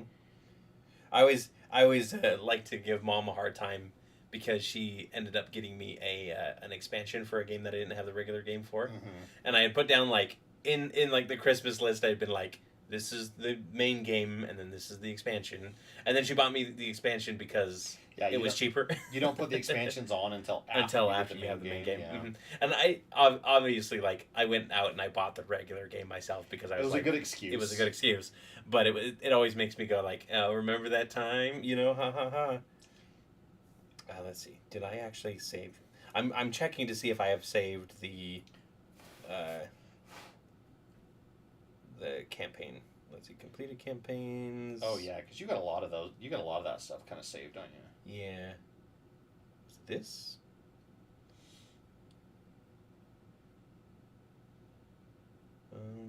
No. That has a bunch of Tarrasque images. Why do I have a bunch of Tarrasque images in this one? I don't remember. I highly recommend that anyone that plays D&D with a group and really wants to keep a good record or memory of all their sessions, I recommend filming it. Not full setup like we have, just maybe one camera off in the corner for the whole thing and then maybe a microphone in the middle. Mm-hmm. Not only is it helpful as a DM to go back and watch and be able to write down everything that was said and done, because there are things that my players say that I totally miss until the second watch through. Yeah. Or the watch through, and I'm like, oh, that gives me an awesome idea. And it's usually a throwaway comment about something, and maybe they were trying to be funny, or maybe they were just like, oh yeah, my parents did that in game, right? Mm-hmm. And as a DM, I'm busy doing other stuff, and I forget about that. And then I watch it back later, and I go, I'm going to put that's going to be a storyline or something, Yeah. And there's a lot of fun stuff that can happen like that. So I highly recommend it. I have it. Nice. I have it here. Sorry, go on. And I definitely recommend it because I feel kind of sad when I think about all the 4th edition stuff that we did and how much cool crap that we could have, that we could go back and rewatch or reference or pull ideas from, and we can't because we don't have any of it. Mm-hmm. And Cory, you've got some stuff. You used to write a lot of it down. Yeah, I have really bad notes though. From that era for sure. Yeah. I wish I would have taken better notes that I could have. Well, and it's hard to take. Again, it's hard to take a note while you're playing. So that's why I'm like, if you record it, you don't really need to take notes, and then you can just go and take the notes after the fact. It's like watching a recorded lecture. Yeah, it doesn't make it sound fun, but in the Mhm. end, it'll help you, I think. So that's my tip of the day, I guess, right? Yeah. Holy crap! Yeah, this is. I actually had a lot of. You have a lot of it I fleshed had out. I had a lot of this one shot fleshed out. Yeah. So the heroes were a Mario analog, as a dwarf wizard with a bright outlook but a fiery temper. This is the only information that I have on them. I'm sure the character sheets are actually they may have been deleted, but they might be somewhere. They were probably up on Wizards. Yeah, they were up on the Builder, 4th and edition character it got creator. shut down. Yep. Which also back up everything. Mhm. Holy crap!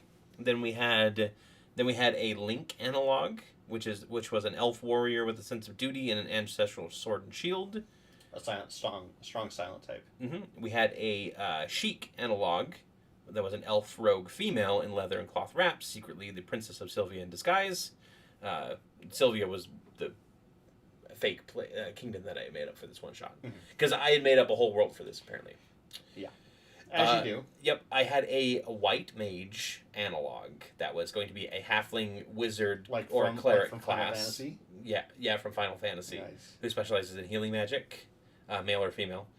And then the Donkey Kong analog was a quote unquote ape-man, a half-orc monk who uses shockwaves in his fighting styles, as well as a barrel for You a did weapon. Hadozi before Hadozi were Hadozi? Yep. And then each of these, you guys were all going to meet up to pay tribute to, the three goddesses, and each of the characters had a tribute, which was, for Mario, it was a flower whose petals looked like flickering flames. For the Link character, it was a golden triangle made out of three smaller ones fused together, obviously. Yeah. The Sheik one was a lyre, an L-Y... Wow, I don't want to play with a lyre. R-E. Yeah, I knew you were going to do that. The white mage was going to bring a phoenix feather, which I thought was clever of me.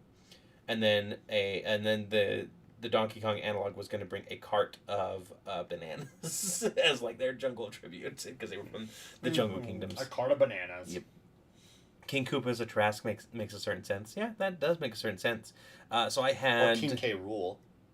King K. Rool, yeah. He's a big guy. So your encounters Bowser. for that one were going to be, the first encounter was going to be 5 giant frogs, 2 lizard folks, and then 5 lizard folk alongside of them, because this is 4th edition rules, right?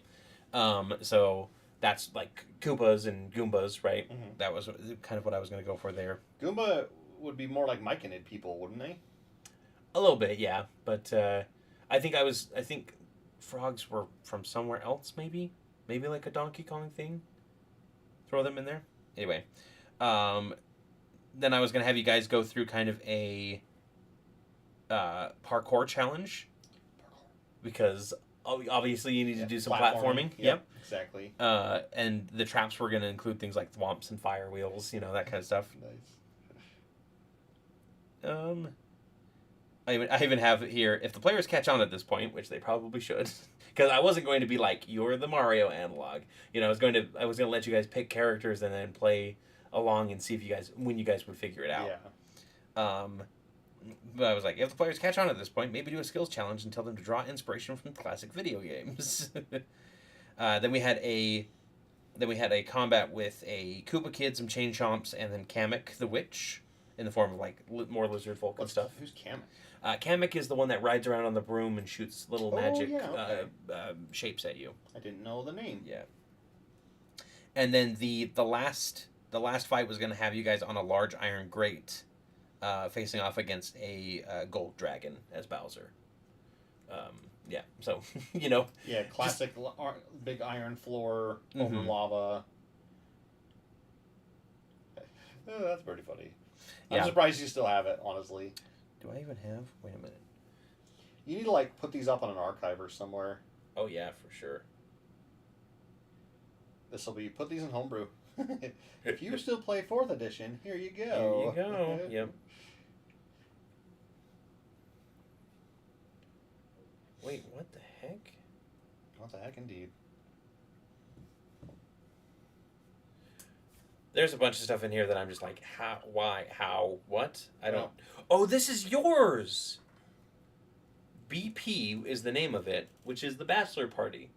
Oh, that you did. That I did for you. Yeah, because I was like, I don't remember making an encounter with Damon soldiers, groupies, and Amazon strippers. Did you? You must have backed up like all the stuff at some point off of there. Mm-hmm. Yeah, because I was like, I don't remember the third encounter, but then I got to that the was first. literally my very first DM experience of all and time. you did great.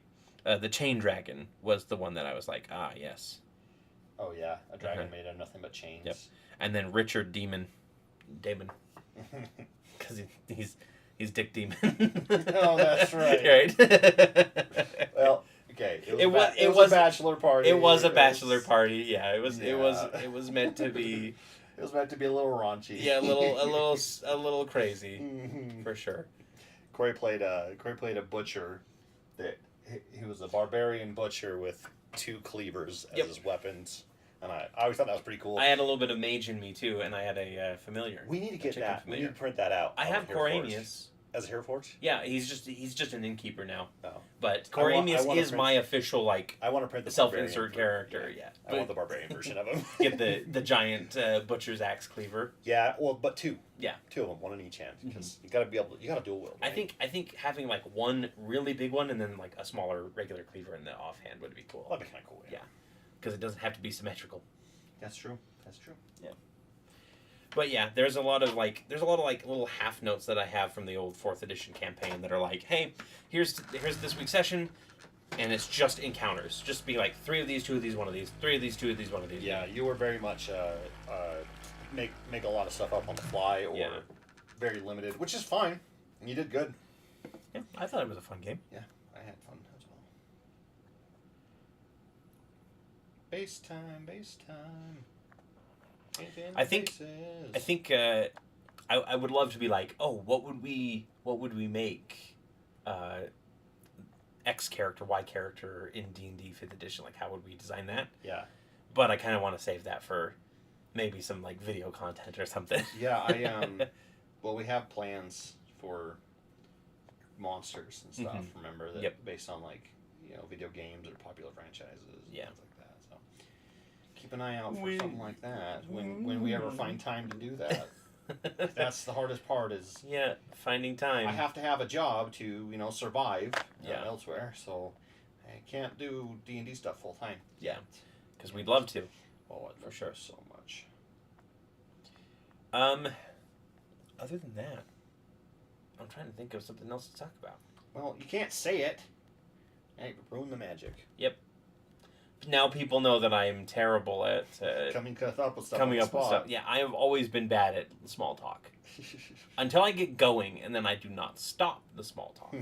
You have 2 modes. I have Tibetan monk, vow of silence, and Valley Girl. Valley Girl on Adderall. Yep. Darn the lack of post-scarcity economy. Indeed. Absolutely indeed. I want a replicator. I want a replicator. I want UBI, please. That would be the perfect. Then we could devote all of our time. Yeah, because then it'd be like, you know what? I can survive if my D&D stuff doesn't take off. Exactly. Yep. Which would be like, if I could do that, that would be amazing. Transporter technology. I don't want to be ripped apart. Use one. Yeah. I don't want to be ripped apart and then put back together. That's not me that's coming out of there. That's just a copy of me. I am anti-transporter. Yeah. They scare the crap out of me, and I couldn't do it. I couldn't do it. No matter how much assurance from someone coming out, be like, oh, I'm just fine. I'm still me. And I'm like, are you though? Yeah. Are you?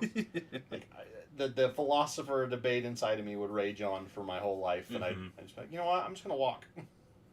Now, if it was like an open portal, and I could see the other side as you pass through, and you step through, my brain I'd be okay with it. Well, because like if you think about it, even if you were aware during the entire time of transport, which is what they kind of talk about in Star Trek, right? Yeah, there are a couple episodes that kind of that you watch, and you watch them like the scene just change around them from their perspective. Even then, you're kind of like, am I just the copy remembering Yeah. that halfway happening, you know? through, I died, and someone else got. And there's got another through my copy. place, Yeah, it's like, yeah. We'll stick to cargo being transported instantly. Thank you very much. Yeah. But you know what? I'm not going to say that people shouldn't use it. If they want to use it, go ahead. I don't care. Yeah. You know, but it's just for me. Not unless it was emergency. Or again, I'd have to get some reassurances. Mm-hmm. I would order Chinese food chicken wings and Arizona green tea all the time with a replicator. Yeah. Oh, being able to like mix and Mhm. match. Be like, you know what? I want like a 6-ounce steak, and I want Italian like pasta And some curry, you know, or and, whatever. and a side of sushi. You know, Yeah. like all the same time. Yep. Yeah, that'd be great. Not to mention, like, the replicators in Star Trek were, like, perfectly nutritionally balanced, right? Well, and I don't even care. I don't even care if it tastes like, you know, it's That's true, because 40% less it's- tasty than real food. I'd be Mhm. like, whatever. Yeah, It's it's free. food. I can get it right away. it's free calories, you know, like, Yeah. yeah. It's like, there was that one book that we, what was it?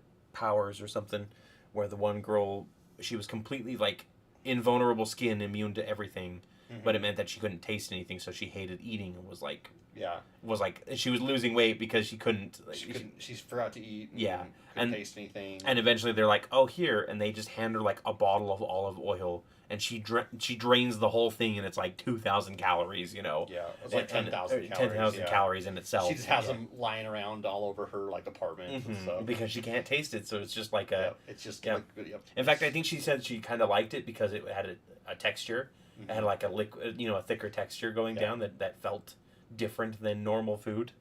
I don't remember that one. That's the one where the guy. That is the one where the guy, when His power is he can switch places with people that are in danger. yes, That- not that he can, Not on purpose. He does. he just does, yes, Yeah. unless he keeps himself like physically drained, right? Yeah. Because his power doesn't want him to die, so it doesn't let him, like, if he's been injured or something like that, it'll give him time to recover before activating his power again.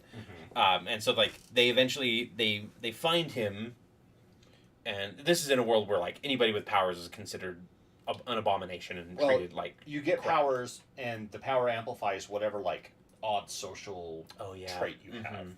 Like it's like if someone's like has anxiety, they get their power, and their power is they're super fast, but they're also like it jacks their anxiety up to Mhm. like 11 to Yeah. the point where it's nearly crippling. Like yeah, wait, I think it's like something like 60% of them like commit suicide because of their mhm. powers, you know, kind of their because of the amplification or something like that. Yep. There's the one girl that is like so shy that she's invisible because she's only around when her power, like, people only remember her when her power isn't active, right? Yeah. And so, but it amplified her shyness, so she's always gone. And it amplifies her shyness and the fact that people forget that she exists after they go away from her for a while. Mm-hmm. Yeah.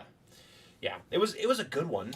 It's pretty good. It's like Um, there's like 10 books or something in the whole series. I remember. Yeah, Or and like 6 and books like or a something and like a side book series too. Like it was pretty good. It just I can't remember too much about it, any of the character names or anything. That's probably not a bad thing. The one guy that's like the Superman analog, he's like super vain, Oh yeah. and his whole deal was like had to have his hair be perfect and makeup on and all this other stuff, Mhm. and before he could go out and do anything. And Yeah. And like it was all about like working around their individual like personality quirks to try and get them to be, you know, heroes and whatnot.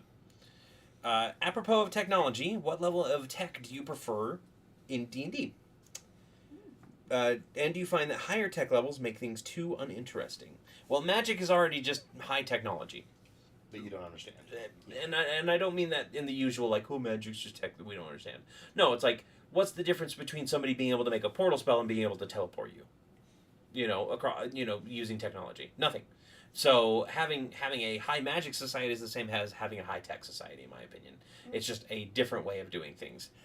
Typically, I like to keep a good, like, medieval, maybe a little bit Renaissance-ish, because I do like having, like, flintlock pistols and gunpowder in there. I think that makes for a bit better. And I like some artifice as well, like or some tinker tools and whatnot. So Yep.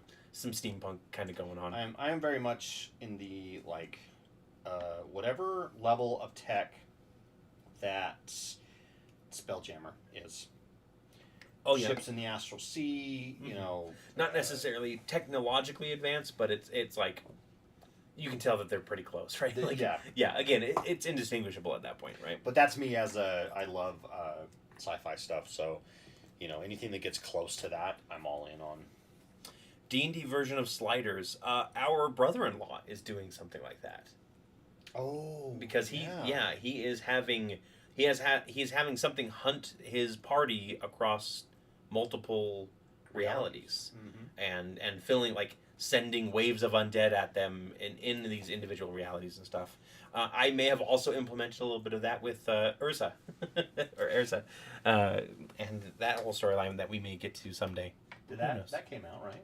Yeah, that episode came out, Yeah, okay. and we showed her off, I think, because she's right here. That is the female Ezra, The official version. the official version that I created. A little bit more elfish with slight orcish features. Kind of did a little bit more prominence there. And she is a lightning sorceress, actually. Okay. Yeah. Magic is technology. Yeah, I mean, that's... Most advanced tech, the party is seen as a repeating crossbow that can load three bolts. I'm going to say 3 bolts at a time. Drop the paint on the ground again. This one has. Yeah. Steampunk's usually my top level. Done modern games. I do like the idea of a modern game with, like, fantasy elements. There's the game that I really want to play. Because that's kind of what Rifts is. Rifts is like apocalyptic, though. The Wild Sea. Oh yeah, the which Wild is very Seas. much post-apocalyptic after the modern world that had magic, where the plant life went crazy and basically swallowed the entire planet in plant life, including the oceans. And so now people ride in chainsaw ships across the treetops like it's an ocean, and deeper down in the trees is where, like, the really scary monsters, big monsters live. And we're talking trees that are like hundreds of miles tall type of a thing. Yeah. And the people live on, like, floating, quote unquote floating. Yeah, or like on the top of a platforms. mountaintop. Like normally, a mesa, a top of a mesa would be like a perfect spot for a city to live. Yeah. That kind of thing. Like, I really want to play that. It looks like a lot of fun. Mainly because sentient cactus people, entire colony of spiders that is sentient and Basically a hive mind. become a hive mind. Shipwrecks that gain souls or get a soul and become, like, they turn into anthropomorphic shipwrecks. I think it's awesome. That's awesome. There's some good races in there for sure. It's a 5th edition one, isn't it? Or is it its own system? It's its own system. Nice. Yeah. It seems like a lot of fun. One of these days I want to play my Abjuration Wizard, Artillerist, Artificer in that steampunk era. Abjuration Wizard is probably my favorite wizard subclass, I think. I think your Echo thought I was trying to talk to it up there. Oh, wow. And now it's playing a podcast. I'm going to go shut that off. Okay. It's the Abjuration Wizard podcast. Come with us as we abjure stuff. I don't even remember what spells really are abjuration stuff. But yeah. Firebolt, laser guns. Yeah, I agree with that.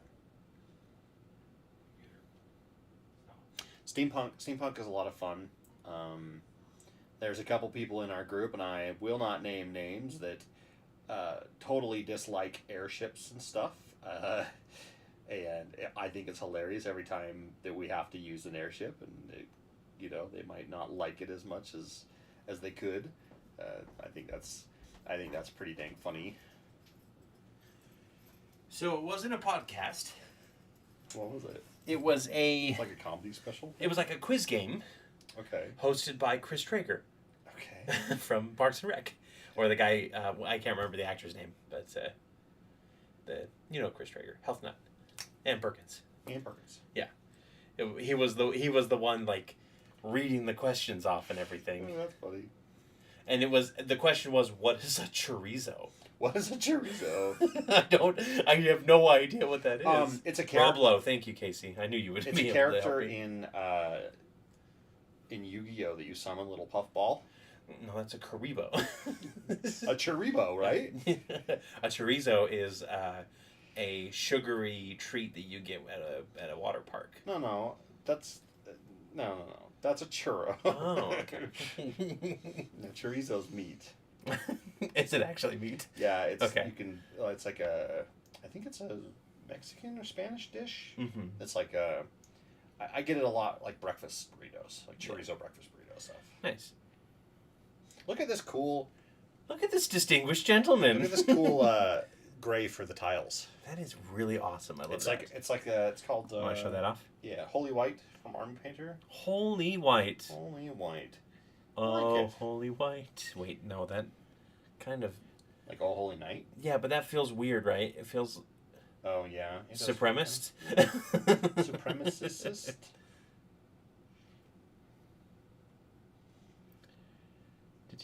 You don't really need to know the schools of magic unless you're playing wizard, arcane trickster, or eldritch knight. Yeah, pretty much. Everything else is just like, here's a smattering of spells for you. Yeah. Well, I said I don't even remember what spells are in Abjuration School. I have a specific plan for the character. I want to play them as a defense contractor with different loadouts based on party role needed to play. I was just You're an talking. Iron Man. You're an Iron Man. I was just talking to you about how one of the things that I liked in TV shows, specifically referring to SG-1, because we were watching it, that you don't really get to do in D&D is variable loadouts for a character, right? Like, because we were talking about how Teal'c has, like, sometimes he goes in with a standard, like, heavy assault rifle. Sometimes he has a staff. Sometimes he weapon. has his Sometimes staff he has weapon. his stun gun. Yeah. Sometimes he has his It's called the heavy. It's called a Zetnicatel. Thank you. I know. I'm trying to be less nerdy Yeah. on Sometimes he has like they have that one heavy weapon that they got from that they pulled from a death glider from from a ship that he holds. Yeah, like a and he fighter. holds it, and it's like you don't really do that because typically people in D&D games are like, well, I could go with the scimitars today, but I kind of built my fighter to be a 2-weapon great master, a single and that's one commander thing fighter. Yeah, that D&D Next might do well if they can pull it off. Is your damage die come from your class, not your weapon? Yeah, and weapons can now be relegated to doing cool shit. Yeah, they can be magic weapons that have crazy spells or have awesome effects, or and obviously there will be the optimized ones that are like, these are the best ones for these classes, Yeah. But that doesn't mean you're ever going to get them. It Exactly. doesn't mean your GM will let you have them or you'll be able to find them at all. Yeah. And yeah, I don't know. I think that that will be a good thing overall. Richard said he loved the 2-tone spines, by the way. Oh, yeah, I forgot to show that Yeah. off. Yeah, I didn't want to do a full wash on them. Yeah, let's focus. Focus. Focus. There you go. So I kind of did like maybe the base of them is a little dirtier. Mm-hmm. Yep. The other stuff brush up against things and. Yeah, like it wears down. That's why they're spikes, right? Mm-hmm. Like, yeah. Mm-hmm. Yep. Yeah, I love the idea of playing a character like that, and I think that if somebody came to me and they were like, I want to do a variable loadout fighter, Yeah. I feel like the artillerist comes closest yeah, with their true. turrets. But I would be okay with them being like, yes, for this adventure, I will be using this fighting style and this weapon combo, right? Yeah. And then I would be like, yes, you can change your fighting style, that's fine. You could be like a weapon master fighter or whatever it is. Which would be an interesting subclass that we haven't seen yet, is a fighter that is good with all weapons and can like switch around their fighting style each day and get benefits out of it. That'd be pretty cool. Yeah. My characters, I never get to play, are typically dex-based fighters, rogues, rangers, so I favor weapons that have both light and finesse properties. Yeah, I get that. We didn't talk about, we were talking about 1D&D, we didn't talk about the paladin and how the way that they worded Divine Smite allows it to be used with ranged attacks now. Oh yeah, because you And- can have the paladin archer. And I want to play a paladin like Holy Archer so bad. Yeah. I Like think full that's on cool. like bow of not Artemis but Apollo Yeah. from, I can't remember the movie, but where he pulls it back and it just creates the divine It's arrow. not It isn't Clash of the Titans, is it? It isn't Clash. Well, it might be Clash of the Titans 2. Clash harder. Clash harder, yes. Titan harder. Yep. Paladin subclass that chooses weapon loadout in the morning, like cleric spells. Yeah.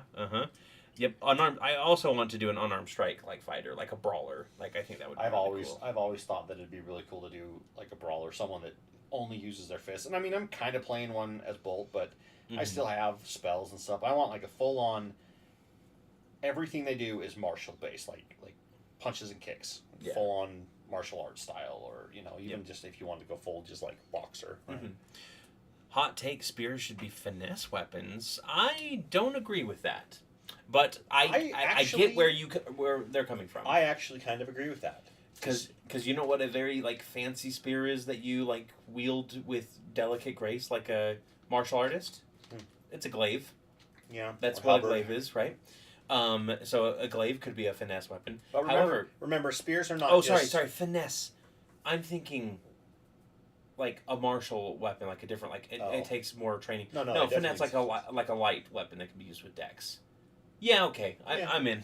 Well, because remember, spears are not just like the wooden shaft and one little small point. Sometimes they have like, 16-inch blade on the end of them, type of a deal. Like boar spears, they have the big prongs out the side, things like that. Yeah, so I think I agree with that pretty much wholeheartedly. But I mean, spear's already got a lot going for it. It's got reach, I think. Does it have reach anymore? Or am I thinking just glaives, and halberds? And it's a versatile weapon, one-handed or two-handed, right? So adding finesse on top of that seems like that would be a bit overpowered to be like, why would you use any other weapon when you can have such a, versatile weapon? No pun intended there. Why would you use it when you could have a more versatile weapon? Yep. Spear. Spear. It is. It does not have reach. Oh, okay. It's a thrown weapon, and then it's versatile. Yeah, and I also think that like certain weapons, like spears and stuff, should be. Okay, so Marissa, her halfling has used a spear in melee combat a few times. Yep. And unfortunately, based on rules as written, it's kind of detrimental to her combat. Yeah, right? Even though as a halfling, like it would be a wise weapon for her to use because it would increase her. Because it gives her range. And, yeah. It would increase her even reach. if it didn't mechanically give her range, like thematically it would. Well, there you go. Bosco just gave you the answer for that. Just say that give her like a special. Make up a custom weapon that's like a halfling spear, a halfling hunter's spear or something, that her people use. Yeah, I know she's playing a ranger, so I know she really wants to do the bow and arrow stuff, but she was without her bow, I think. No, so that fight? She had her bow. It was just that we were all in close quarters, and she was like trying to like find a switch or something, and then turned around to attack. And she could have either drawn her dagger or she could have drawn her spear, and she decided to go for the spear, which was a great character choice. Because of the extra reach for being a small character. Yeah, I think just giving her... I think that would be fine. I don't think she's had a chance to... Oh, no, during the library fight, she was able to pull out the bow and fire. And she just picked up Sharpshooter with level 4, so she's going to... As her feat, yeah. Nice. So she's going to be even more deadly now, so... Good. Just make a spear out of mithril to make it finesse. Yeah, just get enough mithril to make a whole spear and you're good, right? Yep. Carbon fiber. So if you wanted to make a spear out of like a hollow mithril tube spear, you would take just like a regular wooden shaft, and you would probably just like dip it in molten mithril, let the like shaft burn away, basically the inside. Yeah, you could do that. One made out of wax or something, even. Yeah, could be made out of wax. Yeah, I'm no blacksmith. I'm no magical blacksmith. All right, now I'm finally on the last part, which is the eyes. I still don't know what to do. What was the reigning champ?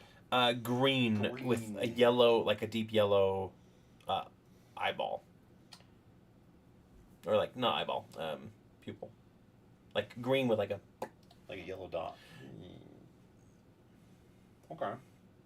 Start with green, and we'll see how it looks, and we'll see if it needs like a We've done that with the Orcish Mace, the Dwarven Urgosh, the Gnomish Hooked Hammer.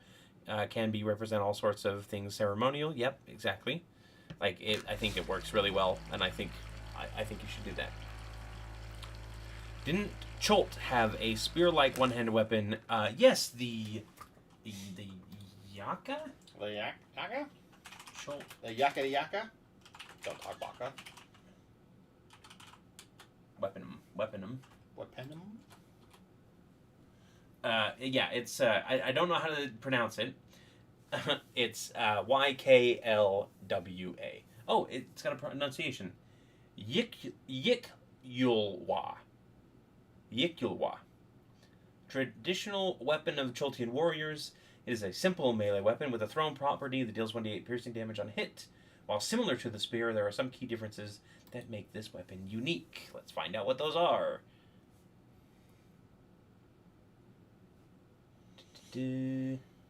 So it's just thrown. It's not finesse. Wooden shaft of about 3 feet with a steel or stone blade on the end that extends another 18 inches. So it's just a spear. People tend to see the thrown property and assume it can only be thrown. Yeah, no. Melee weapon. Freaking green paint, man. Green paint.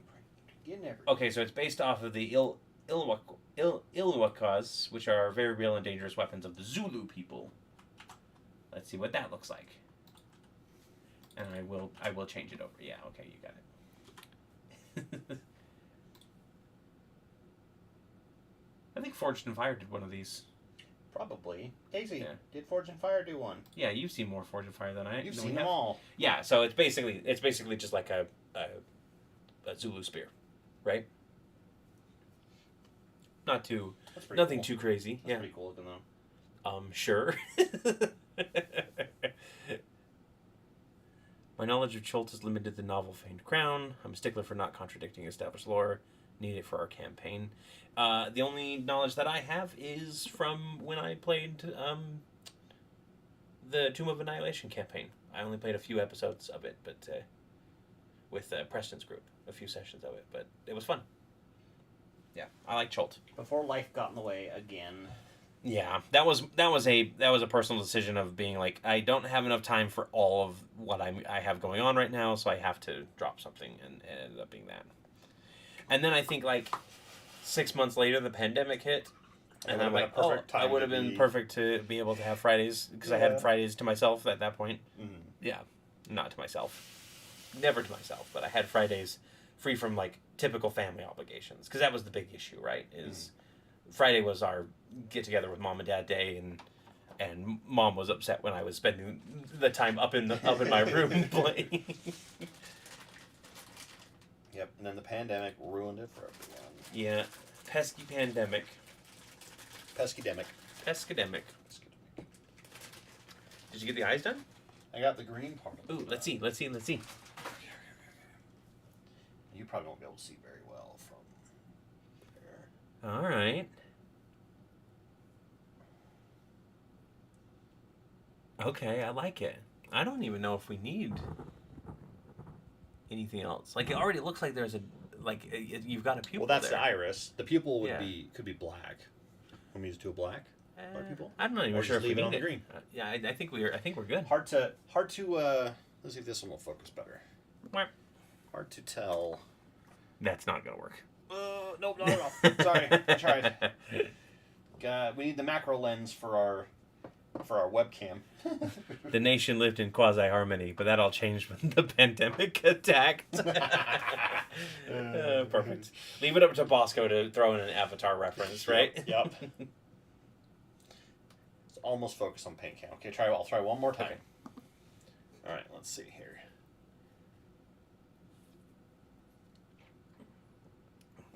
Bosco, don't pet it. You'll die. Pet the kitty. Although now I want to paint the Knoll in Bosco colors. You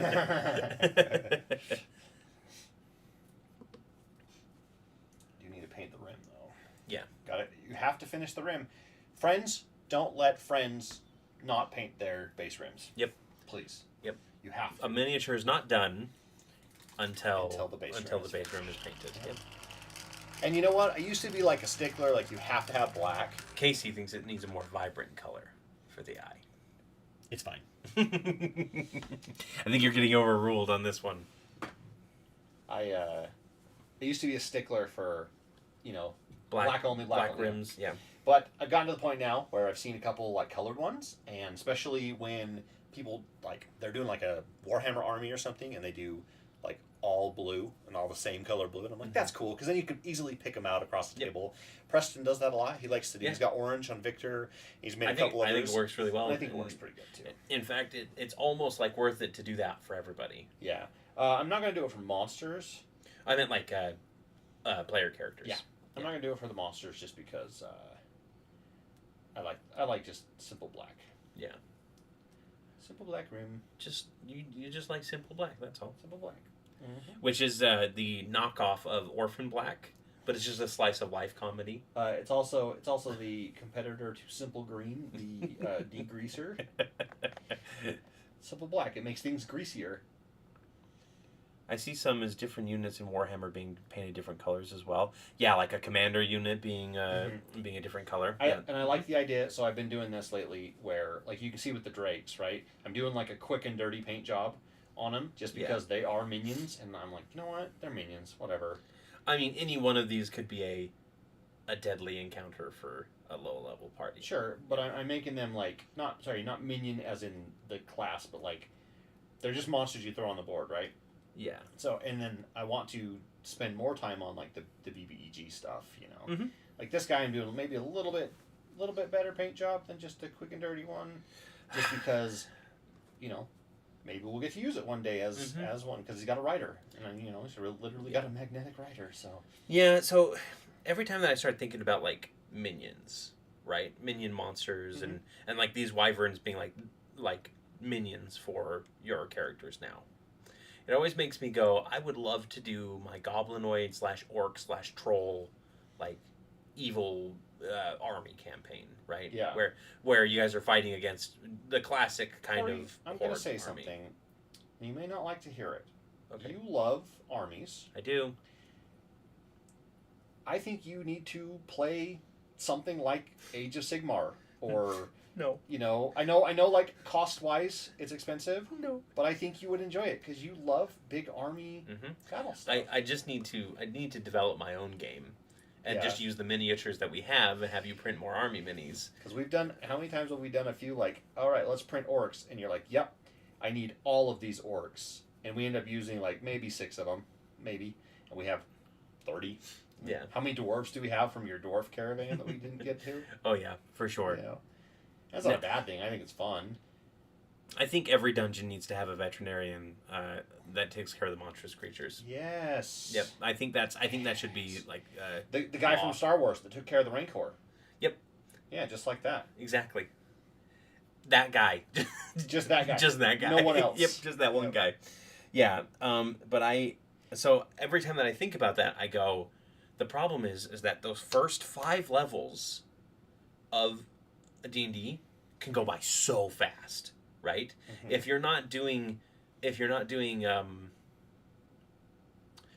milestone rules, and even then, like, you can only spend so much time at each of those levels before people go, all right, come on, let's can move we get on. past level 3 already? Yeah, exactly. Like our game, we've had what, like 5 or 6 sessions now with Atheris. And I think we just hit level 4. Yeah, you get level 4. And it's like 4 levels in 6 sessions is crazy. And by the time you hit level 4, it's like a troll isn't that scary now. Yeah. Like it's still kind of terrifying, but it's not like you got an insurmountable fight or anything like that. Yeah. And so it's like I can't play a campaign with proper goblins and stuff with 5th edition rules as is, because there's no way to there's no easy way to modify them and make them bigger. Like in 4th edition, you had goblins all the way up the chain if you wanted to, right? Well, I mean, honestly, it's just all homebrew at that point. Right. Yeah. Yeah. Well, we can figure something out. But I think that's a good spot to end, because I am pretty much done with this. So Dungeon Dad just made a video for 5e stats for a sun giant that would make for a great thing to encounter in astral space and would be super tough. He also has moon giants. That is awesome. Dungeon Dad. Okay. Yep. That is very cool. Sun Giant, as in the god of the sun. Yeah. Nah. I actually, there's every possibility that we're finally getting out of an area proper soon, perhaps, maybe. And I've been thinking about It all doing depends like on how much we meander somewhere else. doing like a bunch of random encounter tables for being in the astral sea. Oh, there's and so much traveling cool through. stuff. Yep, and I know there's a lot of really good stuff. So, yeah, with experienced players, it's a must to blaze to level 5. They're getting acquainted with their new characters. I make one attack with my sword, gets old fast. Yeah. Yeah. But that's the thing is like I've been playing this character and we hit level 4 and I was like I could have had a couple more sessions at level 3 and been okay with it. Like I do like leveling. I don't think anybody hates leveling. Well, I will take that into advisement then. Yeah. Because I don't think any of you were not having fun at that lower level, especially because that campaign is not very. It's not very like heavy. Yeah, it's not very high stakes combat. I mean, there is combat in it, but Mhm. it's we definitely do a lot of extra RP and stuff. So Yeah. Well, Okay. Scott, last Yep. call for. let's go ahead because it's 9:00. It's time to end the stream. We finished our spiky boy, our Tentakitty. I'll post some pictures in the Discord. Yeah, it looks great. I gotta wait for All it fully needs dry. is a name, so get those names ready for when you post pictures in the Discord. Panther McPanther. No, I will only be accepting serious answers. Panther McPanty. Oh yeah, except for Bart, enjoy the rest of your day. Noon there now, so yeah. Yeah. Glad you could join us. I know it's already time. It does suck. But same bat channel, Same bad time. same bat time next time. And next Wednesday, be on the lookout for one of my favorite sessions. I think actually coming up here. Mm-hmm. It's not a super intense session, but it's a really good. This session. is the thing that something happened to Bolt that Cory was very nervous about. Yep, and I want opinions on it in those. So be sure to check us out next Wednesday and next Friday as well. Hopefully we'll have Preston back for art. If not, we'll just Yeah. be back here. Thanks to everyone who joined for the first time. Real Grumbles. Grumble. I think Bart's been here before. Yeah, there was. Yeah. There was one other one. A couple other people. Yep. There's only Bart. There's just Bart and Real Grumbles. It's That's it. No one just else. Bart. Yep. But anyway, Anyway, yeah. Thank you very much. have a good evening and a great weekend. Bye. Oh, we have a button for this. Yeah, that one.